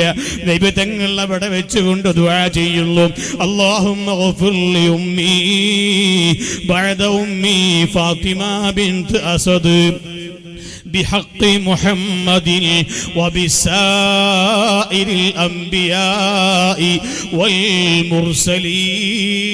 والمرسلين. അല്ലാഹുവേ, എൻ്റെ ഉമ്മാക്ക് ശേഷം എനിക്ക് നീ നൽകിയ ഉമ്മയാണ് ഫാത്തിമ ബിൻത് അസദ്. ആ ഉമ്മാക്ക് പുറത്തേക്കണേ അല്ലാ, ആ ഉമ്മാക്ക് മാപ്പാക്കിയേക്കണേ അല്ലാ. ബിഹഖി മുഹമ്മദിൽ, ഈ മുഹമ്മദിന്റെ ഹഖ് കൊണ്ട് സ്വല്ലല്ലാഹു അലൈഹി വസല്ലം വബിസാഇരിൽ അംബിയാഇ വൽ മുർസലീൻ, മറ്റുള്ള സർവ്വ അംബിയാ മുർസലീങ്ങളെ ബറക്കത്ത് കൊണ്ട്, അവർ ഹഖ് കൊണ്ട്, അവർ ഹഖ് ജാഹ് ബറക്കത്ത് കൊണ്ട് ഈ ഉമ്മാക്ക് പൊറുക്കണേ അല്ലാ. ഞാൻ വിഷയത്തിൽ നിന്ന് തെന്നുമാറുന്നില്ല. പറയട്ടെ, നബി സല്ലല്ലാഹു അലൈഹി വസല്ലമ തങ്ങള് അതാ സാമ്പത്തികമായ പ്രയാസം അനുഭവിച്ചതുപോലെ ഒരാളും അനുഭവിച്ചിട്ടില്ല. ശബ്ദം കേൾക്കുന്ന സഹോദരിമാരെ, ഗൾഫ് മേഖലകളെല്ലാം പൊട്ടിപ്പാപ്പറാവുകയാണ്. സുബ്ഹാനല്ലാഹ്, ഒരു കാലത്ത് ഭർത്താവിന് നല്ല അന്തസ്സുള്ള ജോലി ഉണ്ടായിരുന്നു, ഒരുപാട് ബിസിനസ് സ്ഥാപനങ്ങൾ ഉണ്ടായിരുന്നു. ഇന്ന് എല്ലാം നഷ്ടപ്പെട്ട് ഭർത്താവ് നാട്ടിലേക്ക് തിരിച്ചു വരുമെന്ന് കേൾക്കുമ്പോ ഞാനങ്ങ് തൂങ്ങി മരിക്കുകയാണ്, ഞാനങ്ങ് കിണറ്റിൽ ചാടി മരിക്കുകയാണ്, ഞാനങ്ങ് ട്രെയിനിന് തലവെക്കുകയാണ്, ഞാൻ ആത്മഹത്യ ചെയ്യുകയാണ്, എനിക്ക് സഹിക്കാൻ കഴിയുന്നില്ല, എല്ലാം നഷ്ടപ്പെട്ടു പോയല്ലോ എന്ന് പറഞ്ഞ് ആത്മഹത്യയെ കുറിച്ച് ചിന്തിക്കുന്ന സഹോദരിമാരില്ലേ, ഉമ്മമാരെ, നബി സല്ലല്ലാഹു അലൈഹി വസല്ലമ തങ്ങളെ പോലെ സാമ്പത്തിക പ്രയാസം അനുഭവിച്ച ഒരു മനുഷ്യനുമില്ല, ഒരാളുമില്ല. അതേ സമയത്ത് ഇസ്ലാം എന്താണ് പഠിപ്പിച്ചത്? ഓ ചെറുപ്പക്കാരെ, നന്നായി അധ്വാനിക്കണം, കുടുംബം പുലർത്താൻ വേണ്ടി അധ്വാനിക്കണം, കടമില്ലാതെ ശ്രദ്ധിക്കണം, പരമാവധി കടം വാങ്ങിക്കൂടാ, പരമാവധി കടക്കാരനാകാതെ അന്തസ്സോടെ ജീവിക്കണം. നബി സല്ലല്ലാഹു അലൈഹി വസല്ലമ തങ്ങൾ അങ്ങനെയാണ് പഠിപ്പിച്ചത്. ഇന്നിപ്പോ ഈ ഭാഗത്തുണ്ടോ ഇല്ലെന്ന് എനിക്കറിഞ്ഞുകൂടാ. കുറേ ചെറുപ്പക്കാര് രാവിലെ വീട്ടിൽ നിന്ന് ഇറങ്ങാണ്, തലയിലൊക്കെ കുറെ ജെല്ലൊക്കെ വാരി തേച്ച്, കയ്യിലും കാലിലൊക്കെ കുറെ ചങ്ങലയും കുറെ നൂലും കുറെ അത് ഇതൊക്കെ കെട്ടി, അങ്ങനെ നല്ല പാന്റും ഷൂട്ടും ഒക്കെ ഇട്ട് അവരിങ്ങനെ സ്പ്രേ ഒക്കെ പൂശി ഇങ്ങനെ വന്ന് ഇരിക്കുകയാണ്. മോനെ എന്താ ജോലി? അത് ജോലിയൊന്നും ഇപ്പം കാര്യമായിട്ടില്ല. പിന്നെ എന്താ പരിപാടി? ഇൻഷാ അല്ലാഹ് പോകണമെന്നുണ്ട്. എങ്ങോട്ട്? ഗൾഫിലേക്ക്. എത്രയായി മോനെ വന്നിട്ട്? 8 വർഷമായി ഉസ്താദ്. ഒരു പേപ്പർ ശരിയാകാൻ വേണ്ടി കാത്തിരിക്കുകയാണ്. ഈ 8 വർഷമായിട്ട് ഒരു ഫിൽസിന്റെ പണിക്ക് ഇവൻ പോയിട്ടില്ല, ഒരു ജോലിക്കും പോകുന്നില്ല. ഏതോ കാലത്തൊരു വിസ ശരിയാകാനുണ്ട്, ആ വിസക്കും വേണ്ടി ഇങ്ങനെ കാത്തിരിക്കുകയാണ്. പല നാട്ടിലും ഇന്നത്തെ യുവാക്കളുടെ അവസ്ഥയാണ് ഈ പറയുന്നത്. അല്ലാഹു കാത്തുരക്ഷിക്കട്ടെ. രോഗിയായ ബാപ്പയുണ്ട്, ഉമ്മയുണ്ട്, ഭാര്യയുണ്ട്, ഭക്ഷണം കൊടുക്കൽ നിർബന്ധമായ പലരുമുണ്ട്. യാതൊരു ഉത്തരവാദിത്വ ബോധവുമില്ല, യാതൊരു ചിന്തയും ഇല്ല. നാട്ടിൽ എവിടെയും ഒരു ജോലിക്കും പോകുന്നില്ല. അങ്ങനെ ഉത്തരവാദിത്വ ബോധമില്ലാതെ, സമൂഹത്തോട് ബാധ്യതയില്ലാതെ നല്ലൊരു വിഭാഗം യുവാക്കൾ ഇന്നത്തെ അവസ്ഥയിൽ ജീവിച്ചു വരികയാണ്. സഹോദരിമാരെ, സഹോദരങ്ങളെ, മനസ്സിലാക്കണം, അധ്വാനിച്ചുകൊണ്ട് ജീവിക്കണം. നബി സല്ലല്ലാഹു അലൈഹി വസല്ലമ തങ്ങൾ പറഞ്ഞില്ലേ, മൻ കാന ലഹു സലാസു ബനാതിൻ ഔ സലാസു അഖവാതിൻ ഫഹുവ കൽ മുജാഹിദി ഫീ സബീലില്ലാഹ്. ആരെങ്കിലും നന്നായി അധ്വാനിച്ചിട്ട് 3 പെൺമക്കളെ അവനങ്ങ് വിവാഹം ചെയ്തു കൊടുത്താൽ, മൻ കാന ലഹു സലാസു ബനാതിൻ ഔ സലാസു അഖവാതിൻ, 3 പെൺമക്കളോ അതല്ലെങ്കിൽ 3 സഹോദരിമാരോ ഒരാൾക്കുണ്ടാവുകയും അവരെ നല്ല നിലക്കങ്ങനെ വളർത്തിക്കൊണ്ടുവരികയും ആവശ്യമായ പഠനങ്ങളൊക്കെ അവർക്ക് നൽകുകയും സമയമായപ്പോൾ ആ സഹോദരിമാരെയോ പെൺകുട്ടികളെയോ ഒരാൾ വിവാഹം ചെയ്ത് കൊടുക്കുകയും ചെയ്താൽ വഹുവ കൽ മുജാഹിദി ഫീ സബീലില്ലാഹ്, ഹജ്ജിന് പോയ ഹാജിമാര് കണ്ടിട്ടില്ലേ? ഉംറക്ക് പോയവര് കണ്ടിട്ടില്ലേ? ഉഹദ് പർവ്വതത്തിന്റെ താഴെ നീണ്ടു നിവർന്ന് കിടക്കുന്ന ഖബർ കണ്ടില്ലേ? ഹംസത്തുൽ കറാർ റളിയല്ലാഹു അൻഹുവിന്റെ ഖബറല്ലയോ അത്? കൽ മുജാഹിദി ഫീ സബീലില്ലാഹ്. 3 പെൺമക്കളെയോ 3 സഹോദരിമാരെയോ അവർക്ക് ഭക്ഷണം കൊടുത്ത്, വസ്ത്രം കൊടുത്ത്, വിദ്യാഭ്യാസം കൊടുത്ത്, അവർക്ക് സംരക്ഷണം കൊടുത്തിട്ട് വിവാഹപ്രായമായപ്പോൾ അവരെ അങ്ങ് മംഗലം കഴിച്ചു കൊടുത്താൽ അവൾ ഹംസ തങ്ങളെപ്പോലെയാണ്. അടർക്കളത്തിൽ പോയി അടരാടി ഷഹീദായ ശുഹദാക്കളെപ്പോലെയാണ് മുഹമ്മദുർ റസൂലുള്ളാഹി സ്വല്ലല്ലാഹു അലൈഹി വസല്ലം. അതേ സമയത്ത് മുഅ്മിനീങ്ങളെ, കടം ബാക്കി വെച്ച് ഒരാളും മരിക്കാനും പാടില്ല. സുബ്ഹാനല്ലാഹ്, കടം ചോദിക്കാൻ ആളുകളുണ്ട്. കടം ചോദിക്കാൻ 100 നാവാണ്, 1000 നാവാണ്. പക്ഷേ തിരിച്ചു കൊടുക്കുന്ന പരിപാടിയില്ല.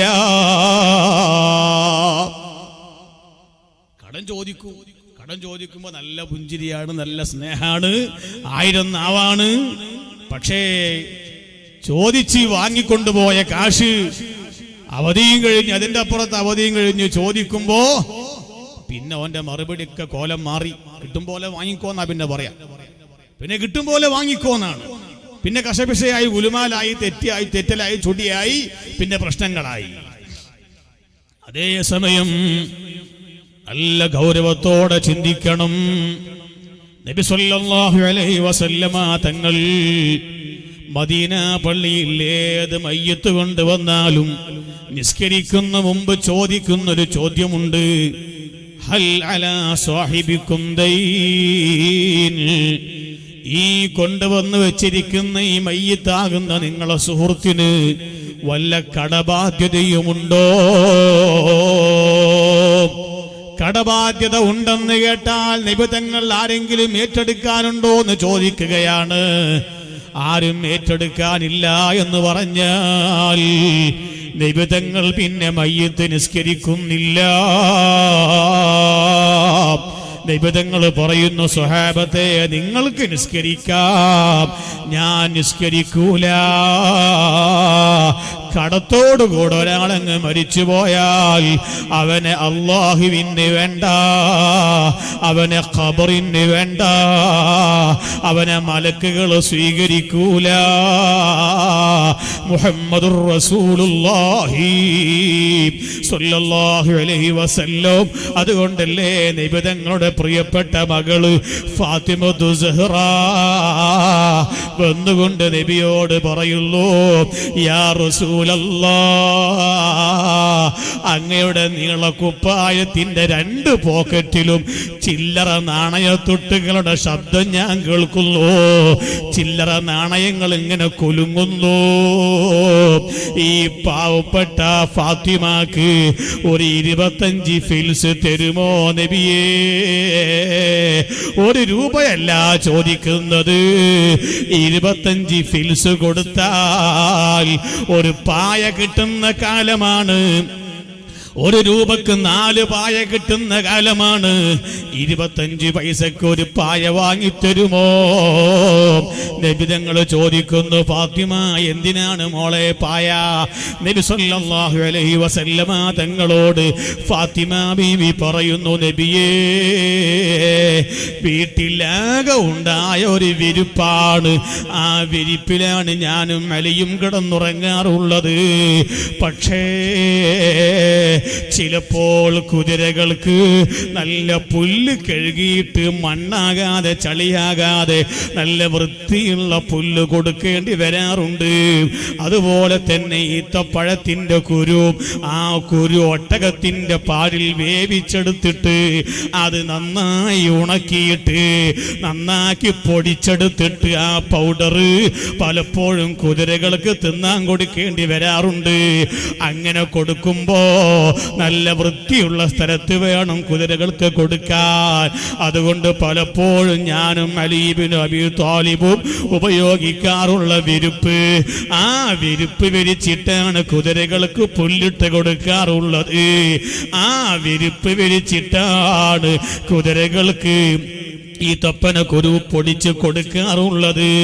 ഇപ്പോൾ ആ കുതിര ആ വിരിപ്പിൽ ഇങ്ങനെ ചവിട്ടിയിട്ടും മെതിച്ചിട്ടും ഓപ്പാ വിരിപ്പൊന്നാകെ ഓട്ട വന്നിട്ടുണ്ട്, ദ്വാരം വന്നിട്ടുണ്ട്. ഇന്നിപ്പോൾ ആ വിരിപ്പിട്ട് ഞങ്ങൾക്ക് ഉറങ്ങാൻ കഴിയുന്നില്ല. ഉറങ്ങാൻ കിടന്നാൽ എന്തോ അരിക്കുന്ന പോലെ, എന്തോ കടിക്കുന്ന പോലെ. അതുകൊണ്ട് ഉപ്പാ, ചന്തയിൽ നിന്ന് 1 രൂപ കൊടുത്താൽ 4 പായ കിട്ടും.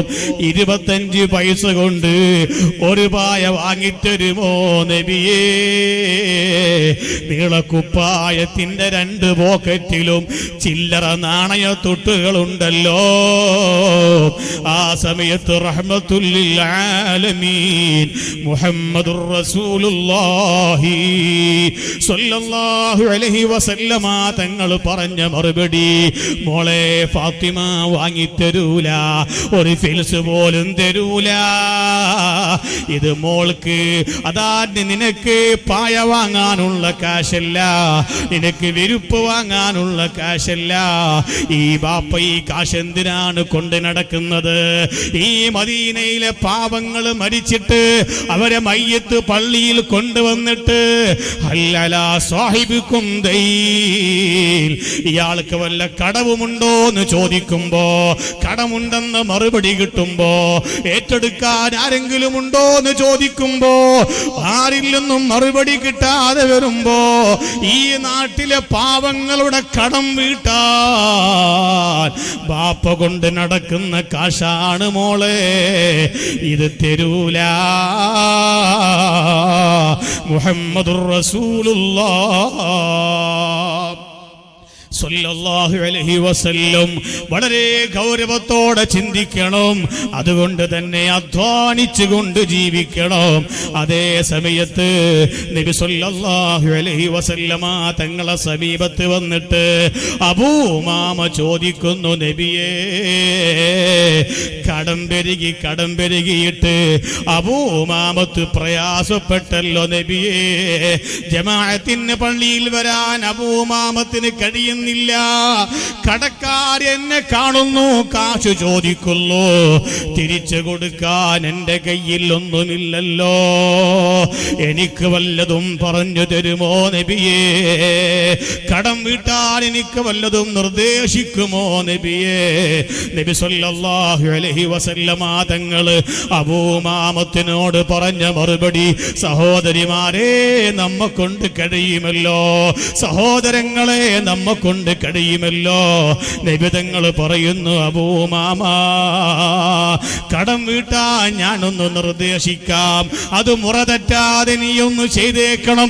ഇൻഷാ അല്ലാഹ് കടം പൂർണ്ണമായും വീടി കിട്ടുന്നതാണ്. അബൂ ഉമാമത്തിനോട് നബി സല്ലല്ലാഹു അലൈഹി വസല്ലമ തങ്ങൾ പറയുന്നു, അബൂ ഉമാമ, നീ പുറത്തു പോയിട്ട് വീട്ടിലേക്ക് എപ്പോഴെല്ലാം തിരിച്ച് പ്രവേശിക്കുമ്പോഴും, പുറത്തുപോയി വീട്ടിന്റെ പുറത്തുപോയി വീട്ടിലേക്ക് നീ എപ്പോഴൊക്കെ തിരിച്ചു വരുമ്പോഴും, അതാ ഫസല്ലിം അലാ അഹ്ലിക, നിന്റെ വീട്ടുകാരോട്, ഭാര്യയോട്, മക്കളോട്, നിന്റെ ബാപ്പയോട്, ഉമ്മയോടൊന്ന് സലാം പറഞ്ഞേക്കണം. സലാം പറയാതെ വീട്ടിന്റെ അകത്ത് കടക്കാൻ പാടില്ല അബൂ ഉമാമ. അങ്ങനെ സലാം പറഞ്ഞുകൊണ്ട് വീട്ടിന്റെ അകത്ത് കടന്നാൽ നീ നിന്റെ ഷർട്ട് അഴിച്ച് വെക്കുന്ന മുമ്പ് സൂറത്തുൽ ഇഖ്ലാസ് ഒരു വട്ടം ഓതണേ അബൂ ഉമാമ. ബിസ്മില്ലാഹിർ റഹ്മാനിർ റഹീം. ഖുൽ ഹുവല്ലാഹു അഹദ് അല്ലാഹുസ് സമദ് ലം യലിദ് വലം യൂലദ് വലം യകുൽ ലഹു കുഫുവൻ അഹദ്. 1000 വട്ടം ഓതാനല്ല പറഞ്ഞിരിക്കുന്നത്, 100 വട്ടം ഓതാനല്ല പറഞ്ഞിരിക്കുന്നത്. ഒറ്റ തവണ ഓതണേ അബൂ ഉമാമ, കടമെല്ലാം വീടിപ്പോകുന്നതാണ്. ഇനി അബൂ ഉമാമത്ത് പറയട്ടെ, 6 മാസം കഴിഞ്ഞപ്പോ സുബ്ഹിക്ക് പോലും പലപ്പോഴും കടക്കാരെ പേടിച്ചിട്ട് ജമാഅത്തിന് പള്ളിയിൽ വരാത്ത അബൂ ഉമാമത്ത് പുഞ്ചിരിച്ചുകൊണ്ട് പള്ളിയിൽ ഹാജരാകുന്നു, ജമാഅത്തിന് ഹാജരാകുന്നു. സ്വഹാബത്ത് കൗതുകത്തോടെ നോക്കിയപ്പോ അബൂ ഉമാമത്ത് പറഞ്ഞു, നബി സല്ലല്ലാഹു അലൈഹി വസല്ലമ തങ്ങൾ പറഞ്ഞ പോലെ ഞാൻ ആ കാര്യങ്ങളൊക്കെ കൃത്യമായി അങ്ങ് ചെയ്തപ്പോ 6 മാസം കൊണ്ട് എന്റെ കടമെല്ലാം വീടിപ്പോയി. സയ്യിദുനാ അബൂ ഉമാമത്തുൽ ബാഹിലി റളിയല്ലാഹു അൻഹു പഠിപ്പിക്കുന്നു. അല്ലാഹു നമ്മുടെ കടങ്ങളൊക്കെ വീട്ടി തരട്ടെ. കടം വലിയൊരു വിഷയമാണ്.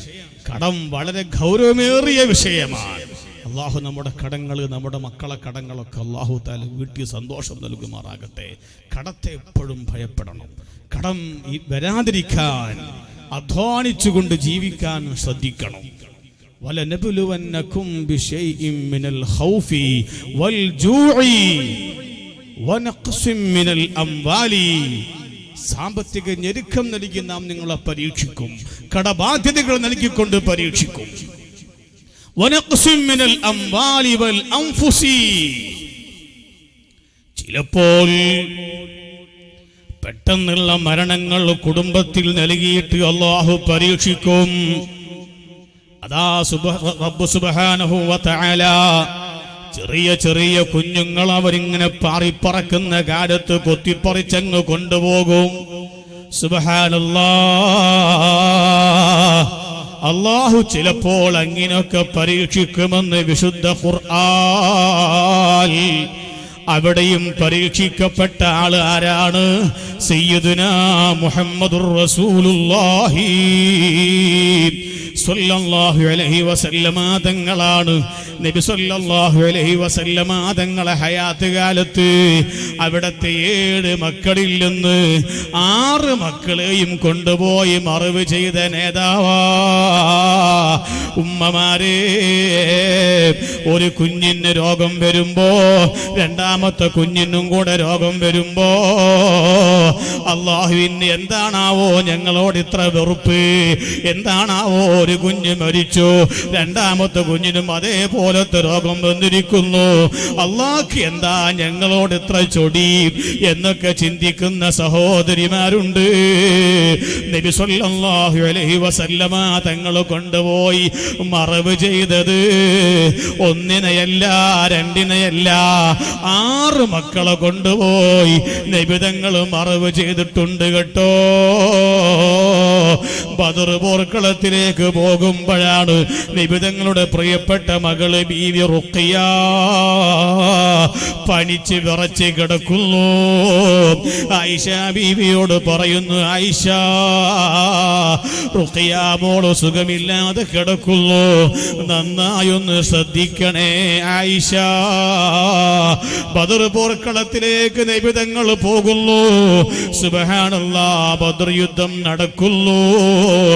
5000-ഓളം വരുന്ന മാലാക്കമാര്, ബഹുമാനപ്പെട്ട മലക്ക് ജിബ്രീൽ അലൈഹിസ്സലാത്തു വസ്സലാമിന്റെയും മികായിൽ അലൈഹിസ്സലാത്തു വസ്സലാമിന്റെയും നേതൃത്വത്തിൽ ബദർ പോർക്കളത്തിലേക്ക് ഇറങ്ങി വരുന്നു.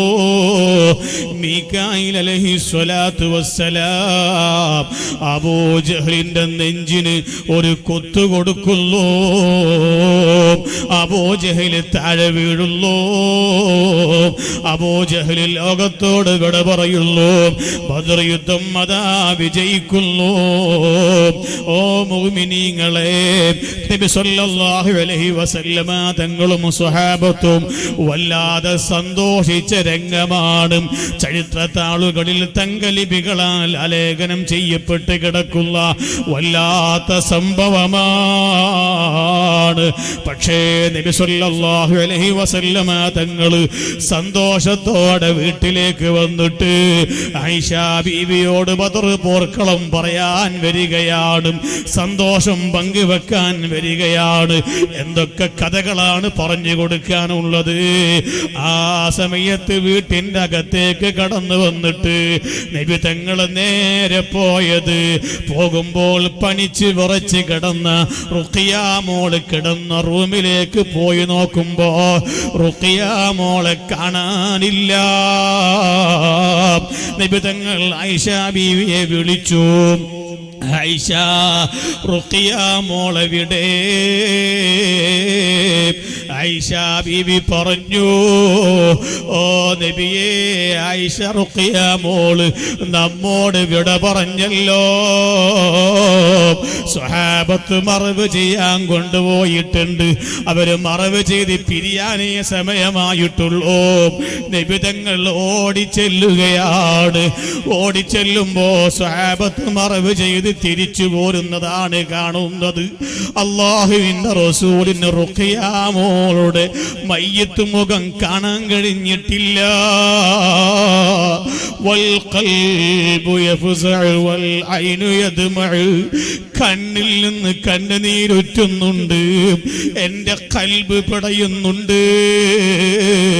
പക്ഷേ ഞാൻ അല്ലാഹുവിനെ സംബന്ധിച്ച് ഒരു വാക്ക് മോശമായത് പറയാൻ ഞാൻ തയ്യാറില്ല. നബി സല്ലല്ലാഹു അലൈഹി വസല്ലമ തങ്ങൾ വിഷമത്തോടെ പറയുന്നു, നബി തങ്ങൾക്ക് ആ മോളെ മയ്യിത്ത് മുഖം പോലും കാണാൻ കഴിഞ്ഞില്ല. 6 മക്കളെ കൊണ്ടുപോയി മറവ് ചെയ്ത നേതാവാണ് മുഹമ്മദുർ റസൂലുള്ളാഹി സല്ലല്ലാഹു അലൈഹി വസല്ലം. ഇമാം ഖുശൈരി തന്റെ റിസാലയിൽ ഒരു പ്രധാനപ്പെട്ട സംഭവം ഉദ്ധരിക്കുന്നുണ്ട്. ബഹുമാനപ്പെട്ട കലീമുല്ലാഹി മൂസാ നബി അലൈഹി സ്വലാത്തു വസ്സലാമിനെ വിളിച്ചുകൊണ്ട് റബ്ബ് സുബ്ഹാനഹു വ തആല പറഞ്ഞ ഒരുപാട് വിഷയങ്ങളുണ്ട്. ആ കൂട്ടത്തിൽ നബി സല്ലല്ലാഹു അലൈഹി വസല്ലമ തങ്ങൾ പറഞ്ഞൊരു വിഷയം, ഓ മൂസാ നബി, മഹ്ശറാ മുറ്റത്ത് ജനങ്ങളൊക്കെ ഒരുമിച്ച് കൂടുമ്പോ സുബ്ഹാനല്ലാഹ്, ചെമ്പിനാൽ നിർമ്മിതമായ തറയാണല്ലോ, ഒരു ചാണകലെ ഒരു മുഴമകലെ സൂര്യനാണല്ലോ. ഇന്ന് കാണുന്ന സൂര്യനിൽ നിന്ന്, ആ സൂര്യനിൽ നിന്നുള്ള താപം നമ്മുടെ ഭൂമി ലോകത്തേക്ക് അടിച്ചു വീശുന്നത് 38 ഡിഗ്രി ആണെങ്കിൽ, 40ഉം 42ഉം ഡിഗ്രി ചൂടാണെങ്കിൽ, സൂര്യനിൽ നിന്ന് 22 കോടിയിൽ നിന്നുള്ള സൂര്യൻ പുറത്തുവിടുന്ന ചൂടിൽ നിന്ന്, സൂര്യൻ പുറത്തുവിടുന്ന അതിൻ്റെ താപത്തിൽ നിന്ന് 22 കോടിയിൽ നിന്നുള്ള ഒരംശം മാത്രമാണ് 38 ഡിഗ്രി, ഒരംശം മാത്രമാണ് 40 ഡിഗ്രി. എന്നാൽ നബി സല്ലല്ലാഹു അലൈഹി വസല്ലമ തങ്ങൾ സ്വഹാബത്തിനോട് പറഞ്ഞു കൊടുക്കുന്നു, സ്വഹാബാ, മഹ്ശറായിലേക്ക് സൂര്യനെ കൊണ്ടുവരുമ്പോ ഇന്ന് കാണുന്ന സൂര്യൻ അതാ 360 ഡിഗ്രി വലിപ്പമുള്ള സൂര്യനായി അല്ലാഹു മഹ്ശറായിലേക്ക് കൊണ്ടുവരുന്നതാ. ഇന്നത്തെ സൂര്യനെ മഹ്ശറായിലേക്ക് കൊണ്ടുവരുമ്പോ 360 ഡിഗ്രി വലിപ്പമുള്ള സൂര്യനാക്കിയിട്ട്, അപ്പൊ പിന്നെ സുബ്ഹാനല്ലാഹ്, അതിന്റെ ചൂട് സഹിക്കാൻ കഴിയോ? നല്ല ഉഷ്ണകാലം വരുമ്പോ സുബ്ഹാനല്ലാഹ്, ചെടികളൊക്കെ വാടിപ്പോയത് കണ്ടിട്ടില്ലേ? അതാ തേങ്ങാക്കുലകളൊക്കെ ഇടിഞ്ഞു വീഴുന്നത് കണ്ടിട്ടില്ലേ? തെങ്ങിന്റെ പട്ടകളൊക്കെ ഒടിഞ്ഞു തൂങ്ങുന്നത് കണ്ടിട്ടില്ലേ? കമുങ്ങിന്റെ പട്ടകളൊക്കെ ഒടിഞ്ഞു തൂങ്ങുന്നത് കണ്ടിട്ടില്ലേ? നബി തങ്ങൾ പറയുന്നു, സ്വഹാബാ, 360 ഡിഗ്രി വലിപ്പത്തോടു കൂടെയുള്ള സൂര്യന് മഹ്ശറായിലേക്ക് റബ്ബ് കൊണ്ടുവന്നിട്ട് അതിങ്ങനെ പ്രകാശിക്കുമ്പോ, അതിന്റെ താപം പുറത്തു വിടുമ്പോ, അതിന്റെ ചൂടങ്ങനെ പുറത്തേക്ക് പ്രവഹിക്കുമ്പോ സുബ്ഹാനല്ലാഹ്, മനുഷ്യന്മാരെ കഴുത്തുകളൊക്കെ ഒടിഞ്ഞുപോയി, മനുഷ്യന്മാരെ കണ്ണുകളൊക്കെ പുറന്തള്ളിപ്പോയി, മനുഷ്യന്മാരെ ചുണ്ടുകളൊക്കെ പൊട്ടിക്കീറിപ്പോയി, മനുഷ്യന്മാരെ മുഖമെല്ലാം വിണ്ടുകീറിപ്പോയി, എല്ലാവരും ക്ഷീണിച്ചുപോയി, ആർക്കും കുടിക്കാൻ വെള്ളമില്ല. ഒരിറ്റ് വെള്ളത്തിന് വേണ്ടി ആളുകൾ കൊതിച്ചുകൊണ്ടിരിക്കുമ്പോ 300 കൊല്ലത്തിന് ഒരാൾക്കും മഹ്ശറയിൽ കുടിവെള്ളം കിട്ടൂല. റബ്ബ് സുബ്ഹാനഹു വ തആല മൂസാ നബിയോട് പറയുന്നു, നബി തങ്ങൾ സ്വഹാബത്തിന് പറഞ്ഞു കൊടുക്കുന്നു, ഓ മൂസാ നബിയേ,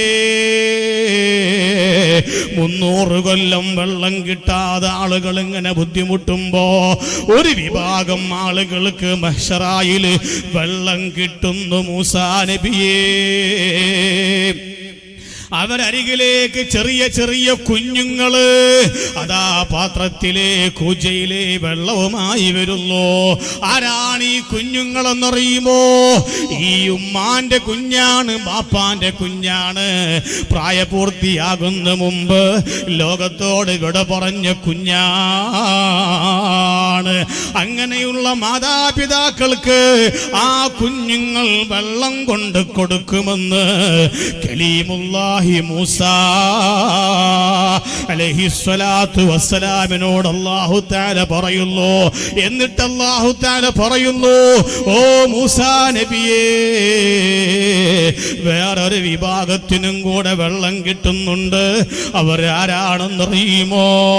അക്സിരിസ്സലാത്ത് അലൻ നബി മുഹമ്മദി, അക്സിരിസ്സലാത്ത് അലൻ നബി മുഹമ്മദി. എന്റെ നബി മുഹമ്മദ് മുസ്തഫ സല്ലല്ലാഹു അലൈഹി വസല്ലമ തങ്ങളുടെ പേരില് നന്നായി സ്വലാത്ത് വർദ്ധിപ്പിച്ചോ മൂസാ.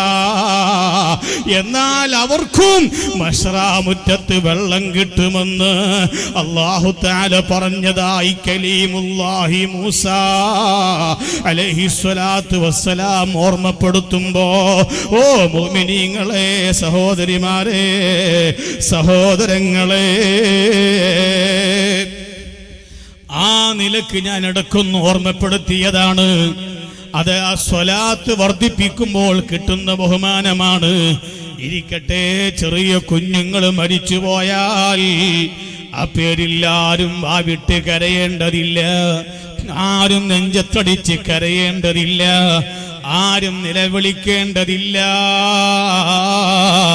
മഹ്ശറയിൽ അവർക്ക് കുടിക്കാൻ ആ മക്കള് വെള്ളം കൊണ്ട് കൊടുക്കുമെന്ന് മുഹമ്മദ് മുസ്തഫ സ്വല്ലല്ലാഹു അലൈഹി വസല്ലം. വനഖ്സിം മിനൽ അംവാലി വൽ അൻഫുസി വസ്സമറാത്ത്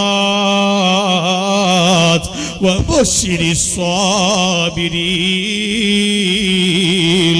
അതേ, ഒരുപാട് പ്രയാസങ്ങളുണ്ടാകാം, ഒരുപാട് പരീക്ഷണങ്ങളുണ്ടാകാം. ആ പരീക്ഷണങ്ങളിൽ പതറിപ്പോകാതെ, അതിൽ ചിതറി പോകാതെ, അതാ റബ്ബിന്റെ വഴിയിൽ, അല്ലാഹുവിന്റെ വഴിയിൽ സുസ്ഥിരമായി നിൽക്കണമെന്നാണ് ഖുർആൻ പറഞ്ഞത്. വബശ്ശിരിസ് സ്വാബിരീൻ. ക്ഷമിക്കുന്ന ആളുകൾക്ക് സന്തോഷമുണ്ടെന്ന് നബിയെ പറഞ്ഞു കൊടുക്കണേ. നബിയെ, പരീക്ഷണങ്ങളിൽ നാം ക്ഷമിക്കേണ്ടതുണ്ട്, ആ ക്ഷമയോടെ ജീവിക്കേണ്ടതുണ്ട്, ക്ഷമ കൈമുതലാക്കി ജീവിക്കേണ്ടതുണ്ട്. എന്റെ സഹോദരിമാരെ, ജീവിതത്തിൽ എത്ര തന്നെ പ്രയാസങ്ങൾ ഉണ്ടായാലും, എത്ര തന്നെ ബുദ്ധിമുട്ട് വന്നാലും, എത്ര തന്നെ പരീക്ഷണങ്ങൾ നേരിടേണ്ടി വന്നാലും ചിതറിപ്പോകാൻ പാടില്ല. ഒരു പക്ഷേ ഭർത്താവ് വലിയ ദേഷ്യക്കാരനാകാം, വലിയ ശുണ്ഠിയുള്ളവനാകാം, ഭർത്താവ് ചീത്ത പറഞ്ഞെന്ന് വന്നേക്കാം. അതിൽ പതറിപ്പോകുന്ന സഹോദരിമാരായി കൂടാ, അതിൽ ചിതറിപ്പോകുന്നവരായി കൂടാ. വബശ്ശിരിസ് സ്വാബിരീൻ. എല്ലാ പരീക്ഷണങ്ങളിലും ക്ഷമിക്കുന്നവരാകണം. ക്ഷമിക്കുന്നവർക്ക് സന്തോഷമുണ്ടെന്ന് പറഞ്ഞേക്കണം. ഞാൻ എൻ്റെ വയൽ അവസാനിപ്പിക്കുകയാണ്.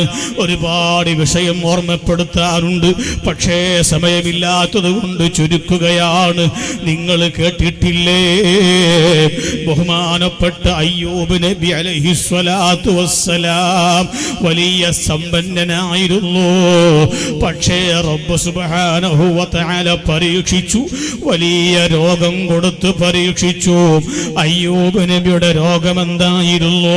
ശരീരത്തിൽ മുറിവ് വന്ന് അതങ്ങ് പഴുത്ത് ഒന്നാകെ ചലം വന്നിട്ട് അതാ സമീപത്തേക്ക് ഒരാൾക്കും അടുക്കാൻ സാധിച്ചില്ല എന്നൊക്കെ പറയുന്നവരുണ്ട്.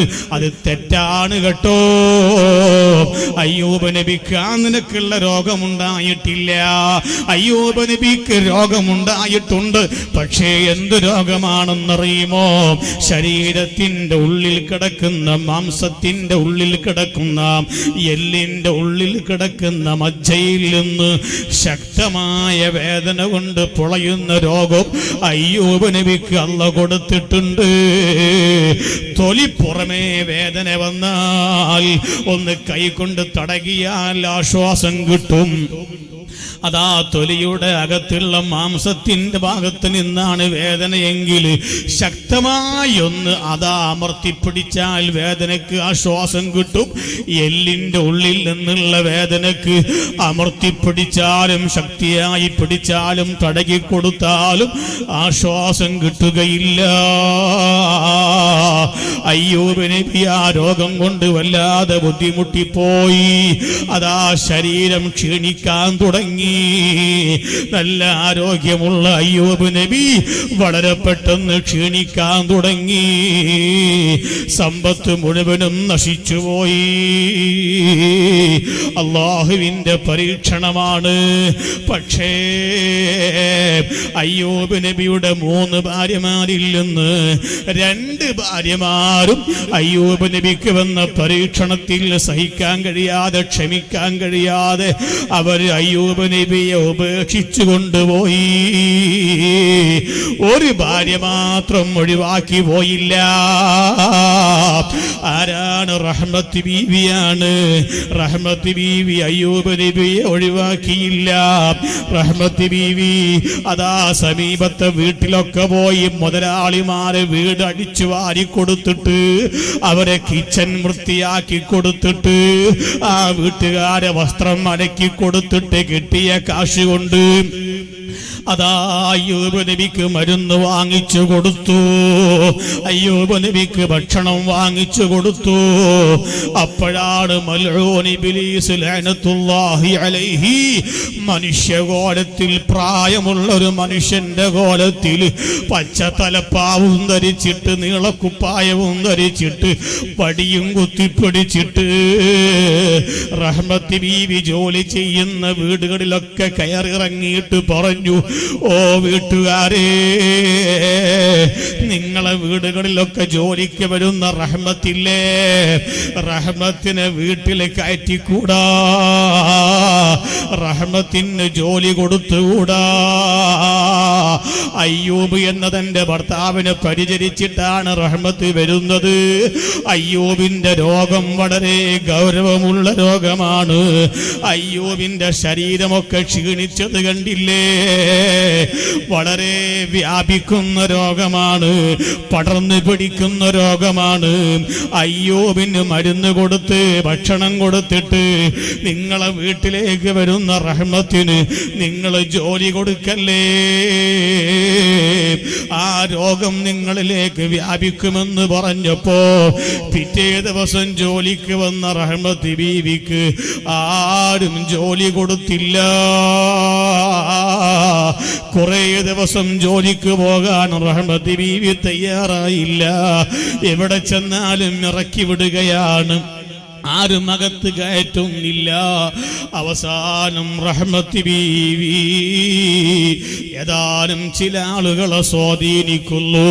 വീടിന്റെ അകത്ത് ഞാൻ കടക്കുന്നില്ല, പുറത്തുള്ള ജോലി ചെയ്തോളാം, എന്തെങ്കിലും കാശ് തന്നാൽ മതി, എനിക്കെന്റെ ഭർത്താവിന് മരുന്ന് വാങ്ങിച്ചു കൊടുക്കാനാണെന്ന് പറഞ്ഞു. മനുഷ്യന്മാരെ കൂട്ടത്തിൽ ദയുള്ളവരുണ്ടല്ലോ, അവര് ജോലി കൊടുത്തു, അകത്ത് നീ കടക്കണ്ട, പുറത്തുള്ള ജോലിയൊക്കെ ചെയ്തോ എന്ന് പറഞ്ഞു. അപ്പോഴും വന്നു മൽഊൻ ഇബ്ലീസ് ലഅനത്തുല്ലാഹി അലൈഹി. ആ വീട്ടുകാരോട് പറഞ്ഞു, വീട്ടുകാരെ, റഹ്മത്തിന് ജോലി കൊടുക്കല്ലേ. അകത്ത് ജോലി കൊടുത്താലും പുറത്ത് കൊടുത്താലും ആ രോഗം നിങ്ങളെ മക്കളിലേക്ക് വ്യാപിക്കുന്നതാണ്. അതുകൊണ്ട് റഹ്മത്തിനെ അട്ടിയോടിക്കണം. മാത്രമല്ല, റഹ്മത്തിന്റെ ഭർത്താവ് അയ്യൂബ് രോഗിയായി കിടക്കുകയാണല്ലോ. നിങ്ങൾ അതാ റഹ്മത്തിനോട് പറഞ്ഞേക്കണം, ഭർത്താവിനെ ഈ നാട്ടിൽ നിന്ന് കൊണ്ടുപോകാനും പറഞ്ഞേക്കണം. നിന്റെ ഭർത്താവിനെ ഇവിടെ വെച്ചാൽ ആ രോഗം ഞങ്ങളിലേക്ക് വ്യാപിക്കും, അതുകൊണ്ട് കൊണ്ടുപോകാനും പറയണേ. റഹ്മത്ത് ബീവി പിറ്റേ ദിവസം ജോലിക്ക് വന്നപ്പോ നാട്ടുകാരൊക്കെ സംഘടിച്ച് കാണുന്നു. നാട്ടുകാര് പറഞ്ഞു, ഓ റഹ്മത്തേ, നിന്റെ ഭർത്താവിനെ കൊണ്ടുപോകണം, ഈ നാട്ടിൽ നീ ചികിത്സിച്ചുകൂടാ, ഈ നാട്ടിൽ നീ വെച്ച് നിന്റെ ഭർത്താവിനെ നോക്കിക്കൂടാ, ഇവിടെ സംരക്ഷണം കൊടുക്കാൻ ഈ നാട് പറ്റൂല, അതുകൊണ്ട് ഭർത്താവിനെ കൊണ്ടുപോകണം. റഹ്മത്തി ബീവി പറഞ്ഞു, എന്റെ ഭർത്താവിന് നടക്കാൻ സാധിക്കൂല, ഞാൻ എന്താണ് ചെയ്യേണ്ടത്? അവര് പറഞ്ഞു, റഹ്മത്തെ, എന്ത് പറഞ്ഞാലും വേണ്ടിയില്ല, ഒന്നിരിക്കൽ നീ ഭർത്താവിനെ കൊണ്ടുപോകണം, അല്ലെങ്കിൽ നീ ഭർത്താവിനെ ഉപേക്ഷിക്കണം. ആ സമയത്ത് റഹ്മത്ത് ബീവി പറഞ്ഞു, ഭർത്താവിനെ ഞാൻ ഉപേക്ഷിക്കുന്ന പ്രശ്നമില്ല. റഹ്മത്ത് ബീവി ചെയ്ത പണി എന്താണ്? രോഗിയായി കിടക്കുന്ന അയ്യൂബ് നബി അലൈഹിസ്സലാത്തു വസ്സലാമിനെ റഹ്മത്ത് ബീവി ചുമടിലേക്കെടുക്കുന്നു, കിലോമീറ്ററുകളോളം നടക്കുന്നു. വലിയ വനം, വലിയ കാട്, കാട്ടിന്റെ ഉള്ളിലേക്ക് റഹ്മത്ത് ബീവി അയ്യൂബ് നബിയെ കൊണ്ടുപോകുന്നു. കാട്ടിന്റെ അകത്ത് കിടത്തുന്നു, ഒരു കല്ല് തലയണയായി വെച്ചു കൊടുക്കുന്നു. അയ്യൂബ് നബി അലൈഹിസ്സലാത്തു വസ്സലാം റഹ്മത്ത് ബീവിയോട് ചോദിച്ചു, റഹ്മത്തെ, മറ്റു ഭാര്യമാരൊക്കെ എന്നെ ഉപേക്ഷിച്ചു പോയപ്പോ എനിക്ക് വേണ്ടി കഷ്ടപ്പെടേണ്ടി വന്നു അല്ലേ, എനിക്ക് വേണ്ടി സഹിക്കേണ്ടി വന്നു അല്ലേ? റഹ്മത്ത് ബീവി പറഞ്ഞു, അതെനിക്കൊരു പ്രശ്നമല്ല, ആരൊക്കെ എന്നെ കല്ലെടുത്തെറിഞ്ഞാലും, ആരൊക്കെ എന്നെ ആക്ഷേപിച്ചാലും, ആരൊക്കെ എന്നെ കൂക്കി വിളിച്ചാലും അത് എൻ്റെ ഭർത്താവിന് വേണ്ടിയാണല്ലോ ഞാൻ സഹിക്കുന്നത്, അതിൽ റഹ്മത്തിന് പരാതിയില്ല. റഹ്മത്ത് ബീവി സങ്കടപ്പെടുന്നത് തൻ്റെ ഭർത്താവിന് ഭക്ഷണം കൊടുക്കാൻ കയ്യിൽ കാശില്ലല്ലോ, മരുന്ന് കൊടുക്കാൻ കയ്യിൽ കാശില്ലല്ലോ. സുബ്ഹാനല്ലാഹ്. റഹ്മത്ത് ബീവി പിന്നെയും മുതലാളിമാരെ വീടുകൾ സന്ദർശിച്ചു നോക്കി. ചെറിയ കുഞ്ഞുങ്ങളെ കൊണ്ട് കല്ലെടുത്ത് എറിയുകയാണ്, മക്കള് കല്ലുകൊണ്ട് എറിയുകയാണ്. റഹ്മത്ത് ബീവിയുടെ കാലിലും തലയിലും കല്ല് വന്ന് പതിക്കുകയാണ്, വേദന കൊണ്ട് ഓടുകയാ. അവസാനം വല്ലാതെ പ്രയാസപ്പെട്ടപ്പോ അയ്യൂബ് നബിയോട് റഹ്മത്ത് ബീവി പറഞ്ഞു, ഞാനൊന്ന് ചന്തയിൽ പോയി വരാം, ചന്തയിൽ വല്ല ജോലിയുമുണ്ടോ എന്ന് നോക്കട്ടെ, മരുന്ന് വാങ്ങണ്ടയോ, ഭക്ഷണം കഴിക്കണ്ടയോ, അതുകൊണ്ട് ചന്തയിൽ നിന്ന് വല്ല പണിയും കിട്ടിയാലോ എന്നും പറഞ്ഞ് റഹ്മത്ത് ബീവി ശരീരം മാസകലം മറച്ചിട്ട് ചന്തയിലേക്ക് ഇറങ്ങി. സുബ്ഹാനല്ലാഹ്. ചന്തയിൽ നിന്ന് തിരിച്ചു വരികയാണ്. ഒരു ജോലിയും അയ്യൂബ് നബിയുടെ ഭാര്യ റഹ്മത്ത് ബീവിക്ക് ചന്തയിൽ നിന്ന് കിട്ടിയില്ല. പക്ഷേ ഏതോ ഒരാളെ സമീപിച്ചു. അതാ റഹ്മത്ത് ബീവി തിരിച്ചു വരുന്നു. കയ്യിൽ കുറെ കാശുണ്ട്, കയ്യിൽ കുറെ മരുന്നുണ്ട്, കുറെ ഭക്ഷണ വസ്തുക്കളുണ്ട്, കുറെ ഫ്രൂട്ട്സുകളുണ്ട്. സന്തോഷത്തോടെ റഹ്മത്ത് ബീവി വരുന്നു. എന്നിട്ട് അയ്യൂബ് നബിയുടെ സമീപത്ത് വന്നിട്ട് എല്ലാം അയ്യൂബ് നബിയുടെ മുന്നിലങ്ങ് വെച്ച് കാണിച്ചു കൊടുക്കുന്നു. അയ്യൂബ് നബി ചോദിച്ചു, റഹ്മത്തേ, എവിടെന്നാണ് ഇത്രയും കാശ് കിട്ടിയത്? എവിടെന്നാണ് ഭക്ഷണം കിട്ടിയത്? എവിടെന്നാണ് ഫ്രൂട്ട്സ് കിട്ടിയത്? റഹ്മത്ത് ബീവി പറയുന്നില്ല. ഞാൻ ചന്തയിൽ നിന്നല്ലേ വരുന്നത്. അതേ മോളെ, നീ ചന്തയിലാണ് പോയതെന്ന് എനിക്കറിയാം. ചന്തയിൽ എന്ത് ജോലിയാണ് റഹ്മത്തേ നിനക്ക് കിട്ടിയത്? റഹ്മത്ത് ബീവി പറയുന്നില്ല. അയ്യൂബ് നബി പറഞ്ഞു, റഹ്മത്തേ, എന്ത് ജോലിയാണ് കിട്ടിയത് എന്ന് പറയാതെ ഈ അയ്യൂബ് മരുന്ന് കഴിക്കൂല, അയ്യൂബ് ഭക്ഷണം കഴിക്കൂല. സുബ്ഹാനല്ലാഹ്. ആ സമയത്താണ് റഹ്മത്ത് ബീവി തന്റെ ശരീരത്തിൽ തലയിൽ കിടന്നിരുന്ന, മുഖം മറച്ചിരുന്ന, തലമുടി മറച്ചിരുന്ന ആ ഷാളുണ്ടല്ലോ, തട്ടമുണ്ടല്ലോ, മുഖമൊക്കനയുണ്ടല്ലോ, അതങ്ങ് നീക്കി കാണിച്ചു കൊടുക്കുന്നു. സുബ്ഹാനല്ലാഹ്. റഹ്മത്ത് ബീവിയുടെ തലയിൽ ഒരൊറ്റ മുടിയുമില്ല. അയ്യൂബ് നബി അത്ഭുതപ്പെട്ടു പോയി. ചോദിച്ചു, മോളെ റഹ്മത്തെ, മുടിയൊക്കെ ഇവിടെ പോയി? റഹ്മത്ത് പറഞ്ഞു, പൊന്ന് ഭർത്താവേ, ഞാൻ ചന്തയിൽ പോയി ജോലി ചോദിച്ചപ്പോ ഒരാളും എനിക്ക് ജോലി തന്നില്ല. ഞാൻ നിരാശയോടെ തിരിച്ചു വരുമ്പോ വെപ്പുമുടി കച്ചവടക്കാരെ ഞാൻ കണ്ടു. ഞാൻ അവരോട് ജോലി വല്ലതും തരുമോ എന്ന് ചോദിച്ചപ്പോ അവർ എന്നോട് പറഞ്ഞു, ഞങ്ങൾ വെപ്പുമുടി കച്ചവടക്കാരാണ്. എന്റെ തലയിൽ നീണ്ടു കിടക്കുന്ന മുടിയുണ്ടല്ലോ, ആ മുടിങ്ങ് കളഞ്ഞ് ഞങ്ങൾക്ക് തന്നാൽ ഞങ്ങളത് കച്ചവടം ചെയ്യും. അത് വെപ്പുമുടി നല്ല ഒറിജിനൽ മുടിയാണല്ലോ, അതുകൊണ്ട് നീളമുള്ള നിന്റെ മുടി കളഞ്ഞിങ്ങ് തരാൻ തയ്യാറുണ്ടോ? ഞാൻ സംഖ്യ ഉറപ്പിച്ചു.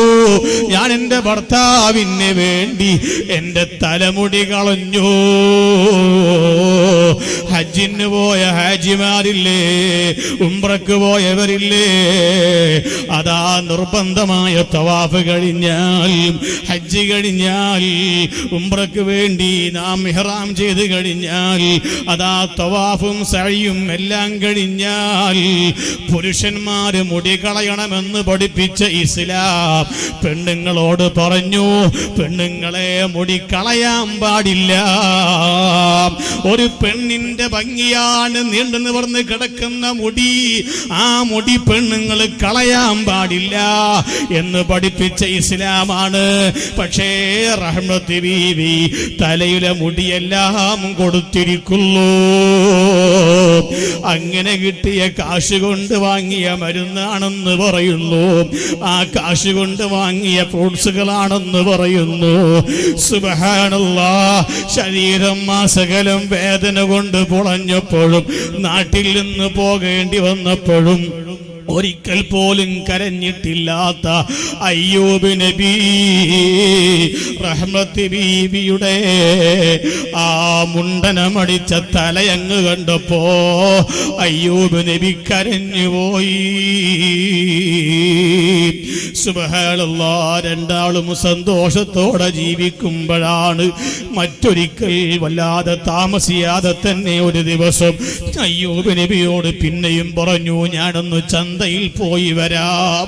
സുബ്ഹാനല്ലാഹ്, ചന്തയിലേക്ക് പോയ സമയത്താണ് ആകാശലോകത്തു നിന്ന് ബഹുമാനപ്പെട്ട മലക്ക് ജിബ്രീൽ അലൈഹിസ്സലാത്തു വസ്സലാം ഇറങ്ങി വരുന്നു. തന്റെ ഭർത്താവിന് വേണ്ടി ഖിദ്മത്ത് ചെയ്ത ഒരു പെണ്ണിന്റെ പ്രവർത്തനം കണ്ടപ്പോ, മറ്റുള്ള ഭാര്യമാരൊക്കെ ഉപേക്ഷിച്ചു കൊണ്ടുപോയപ്പോ, തന്റെ ഭർത്താവിന് സേവനം ചെയ്യാൻ മടി കാണിക്കാതെ കഷ്ടപ്പെട്ടൊരു പെണ്ണിനെ കണ്ടപ്പോ, തലയിലെ നീണ്ടു കിടക്കുന്ന മുടികളൊക്കെ അതാ ഹൽഖ് ചെയ്ത് കളഞ്ഞിട്ട് വിറ്റിട്ട് അതുകൊണ്ട് കാശുണ്ടാക്കിയിട്ട് ഭർത്താവിന് ഭക്ഷണം കൊടുത്തപ്പോ, അർശ് പോലും കിടകിടാ കുലുങ്ങിയപ്പോ അല്ലാഹു തആല പറഞ്ഞു, ജിബ്രീലേ, സ്വർഗത്തിൽ നിന്ന് റുമ്മാമ്പഴം കൊണ്ടുപോകണം. കണ്ടില്ലേ, ഭർത്താവിന് വേണ്ടി ഖിദ്മത്ത് ചെയ്യുന്ന പെണ്ണിന്റെ കഷ്ടപ്പാട് കണ്ടില്ലേ? എന്റെ അർശ് പോലും കുലുങ്ങിയില്ലേ? അതുകൊണ്ട് സ്വർഗത്തിൽ നിന്നുള്ള റുമ്മാമ്പഴം കൊണ്ടുപോയിട്ട് അയ്യൂബിനെ ഭക്ഷിപ്പിക്കണേ ജിബ്രീലേ. ബഹുമാനപ്പെട്ട മലക്ക് ജിബ്രീൽ അലൈഹിസ്സലാത്തു വസ്സലാം സ്വർഗത്തിൽ നിന്നുള്ള റുമ്മാമ്പഴം കൊണ്ടുവന്നു നോക്കുമ്പോ റഹ്മത്ത് ബീവി സമീപത്തില്ല. റഹ്മത്ത് ബീവി ചന്തയിൽ പോയതാണ്. ബഹുമാനപ്പെട്ട മലക്ക് ജിബ്രീൽ അലൈഹിസ്സലാത്തു വസ്സലാം അയ്യൂബ് നബിയുടെ സമീപത്തിരിക്കുന്നു. റുമ്മാമ്പഴം പൊളിക്കുന്നു. ഓരോ വിത്തുകൾ പതുക്കെ പതുക്കെ വായയിലേക്ക് വെച്ച് കൊടുക്കുന്നു. റുമ്മാമ്പഴം കഴിച്ച് തീരുമ്പോഴേക്ക് അയ്യൂബ് നബിക്ക് ആരോഗ്യം തിരിച്ചു കിട്ടുന്നു. അയ്യൂബ് നബി എഴുന്നേറ്റിരിക്കുന്നു. പിന്നെ അയ്യൂബ് നബി അതാ എഴുന്നേറ്റ് നിൽക്കുന്നു. സ്ഫുടമായി സംസാരിക്കാൻ തുടങ്ങുന്നു. സ്വർഗത്തിൽ നിന്ന് കൊണ്ടുവന്ന റുമ്മാമ്പഴം കഴിച്ചത് കൊണ്ട് തന്നെ ശരീരത്തിന് ഗ്ലാമർ കൂടുന്നു.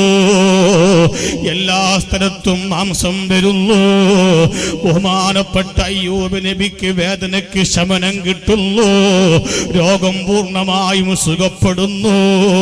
പക്ഷേ സമീപത്ത് റഹ്മത്തില്ല. ബഹുമാനപ്പെട്ട ജിബ്രീൽ തിരിച്ചു പോകുന്നു. ആരോഗ്യവാനായ അയ്യൂബ് നബി തന്റെ റഹ്മത്തിനെ തേടിയിട്ട് ചന്തയിലേക്ക് പോകുന്നു. കുറെ അങ്ങ് നടന്നപ്പോ ഒരു പെണ്ണ് ശരീരം മാസകലം വറുത വസ്ത്രം മറച്ചുകൊണ്ട് തലയും താഴ്ത്തിപ്പിടിച്ചുകൊണ്ട് ദൂരെ നിന്നൊരു പെണ്ണ് നടന്നു വരുന്നത് അയ്യൂബ് നബി ദൂരെ നിന്ന് കാണുന്നു. അത് എന്റെ റഹ്മത്താണെന്ന് മനസ്സിലാക്കുന്നു. സമീപത്തേക്ക് ചെന്നിട്ട് സലാം പറയുന്നു. എന്നിട്ട് റഹ്മത്തിനോട് ചോദിക്കുന്നു, മോളെ, എങ്ങോട്ടാ നീ ധൃതിയിൽ പോകുന്നത്? റഹ്മത്ത് ബീവി പറഞ്ഞു, ഞാൻ എന്റെ ഭർത്താവ് സുഖമില്ലാതെ കിടക്കുകയാ.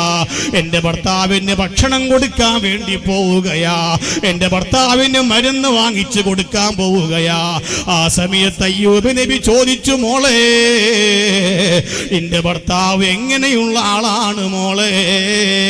ആ സമയത്ത് റഹ്മത്ത് ബീവി അയ്യൂബ് നബിയെ ശ്രദ്ധിച്ചുകൊണ്ട് പറയുന്നു, എന്റെ ഭർത്താവിന്റെ രോഗം സുഖപ്പെട്ടാൽ ഏകദേശം നിങ്ങളെപ്പോലെ ഉണ്ടാകും.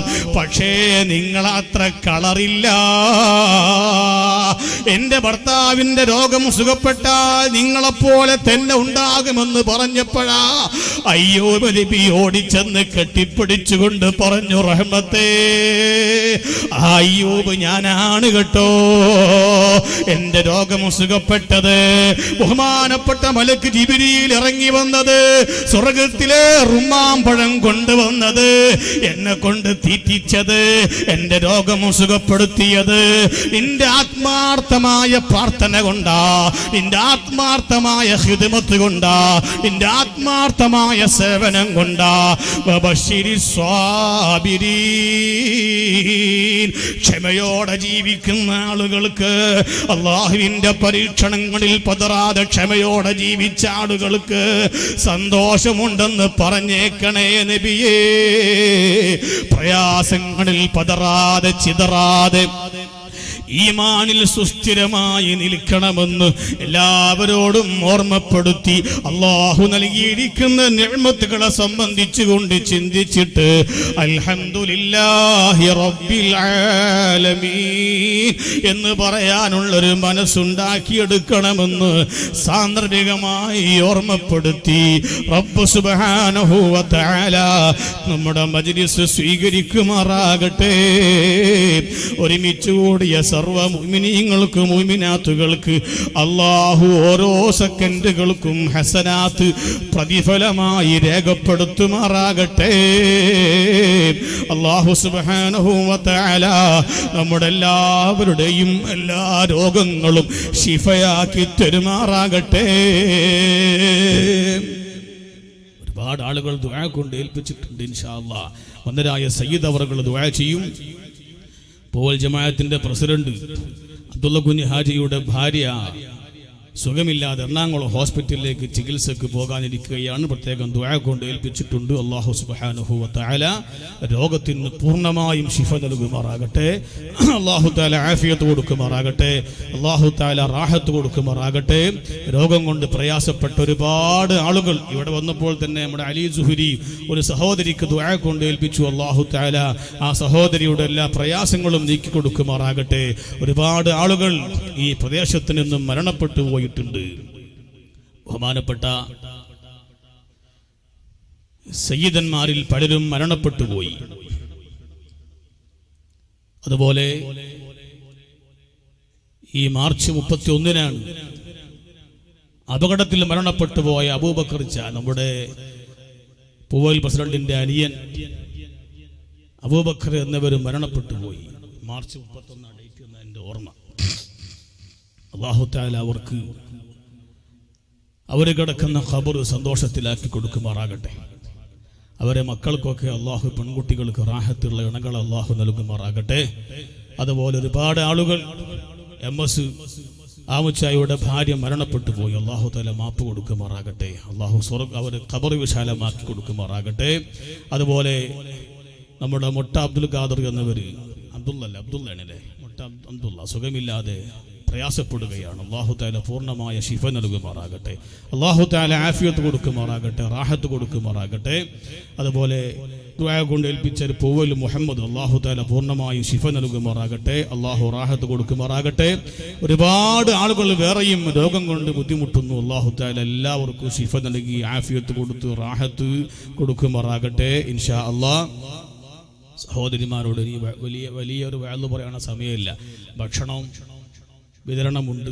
ഇനിയും നീണ്ടുപോയാൽ അല്പ സ്വലാത്ത് ചൊല്ലി തങ്ങൾ ദുആ ചെയ്യും. അപ്പോൾ എല്ലാവരും കാര്യമായി നമ്മുടെ ഈ പരിപാടിയോട് സഹകരിച്ചിട്ടുണ്ട്, സഹായിച്ചിട്ടുണ്ട്. ഇനിയും കഴിയുന്നവരൊക്കെ സഹോദരിമാരൊക്കെ നബി സല്ലല്ലാഹു അലൈഹി വസല്ലമ തങ്ങളുടെ കയ്യിൽ ആദ്യമായി സ്വർണ്ണാഭരണം അഴിച്ചു കൊടുത്ത് സഹായിച്ചൊരു ഉമ്മയാണ് ഫാത്തിമ ബിൻത്ത് അസദ് എന്ന് ഞാൻ പറഞ്ഞു. ആ ഫാത്തിമ ബിൻത്ത് അസദ് എന്ന ഉമ്മാനെ സ്വർഗത്തിൽ വെച്ച് കാണാൻ എനിക്ക് സാധിക്കണം എന്ന നെയ്യത്തോടുകൂടെ സ്വർണ്ണാഭരണം വല്ലതും തരാൻ സാധിക്കുന്ന സഹോദരിമാർ, ഭർത്താക്കന്മാർ അനുമതിയുണ്ടെങ്കിൽ നിങ്ങൾക്ക് അതിന് സാധിക്കുമെങ്കിൽ അവരുടെ അനുവാദത്തോടുകൂടെ തരാൻ സാധിക്കുന്ന സഹോദരിമാർ നിങ്ങൾ നൽകണമെന്ന് ഓർമ്മപ്പെടുത്തുന്നു.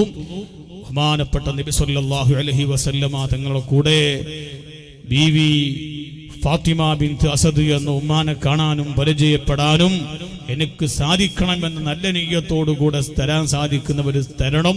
അതുപോലെ 4444 രൂപ, അതുപോലെ 3313 രൂപ അങ്ങനെയൊക്കെ തരാൻ സാധിക്കുന്നവർ നിങ്ങൾ വാഗ്ദാനം ചെയ്യണമെന്ന് അറിയിക്കുന്നു. ഒന്നരായ സയ്യിദ് അവറുകൾ ഇൻഷാ അല്ലാഹ് നമുക്ക് ദുആ ചെയ്തു തരും. താജു ശരീഅ അലിക്കുഞ്ഞു ഉസ്താദ് നമ്മോട് പറഞ്ഞ ഒരു വസിയ്യത്ത്, അത് എല്ലാവരും പരമാവധി ഉപയോഗപ്പെടുത്താൻ വേണ്ടി ശ്രദ്ധിക്കുക. സുബ്ഹി നിസ്കാരം കഴിഞ്ഞാൽ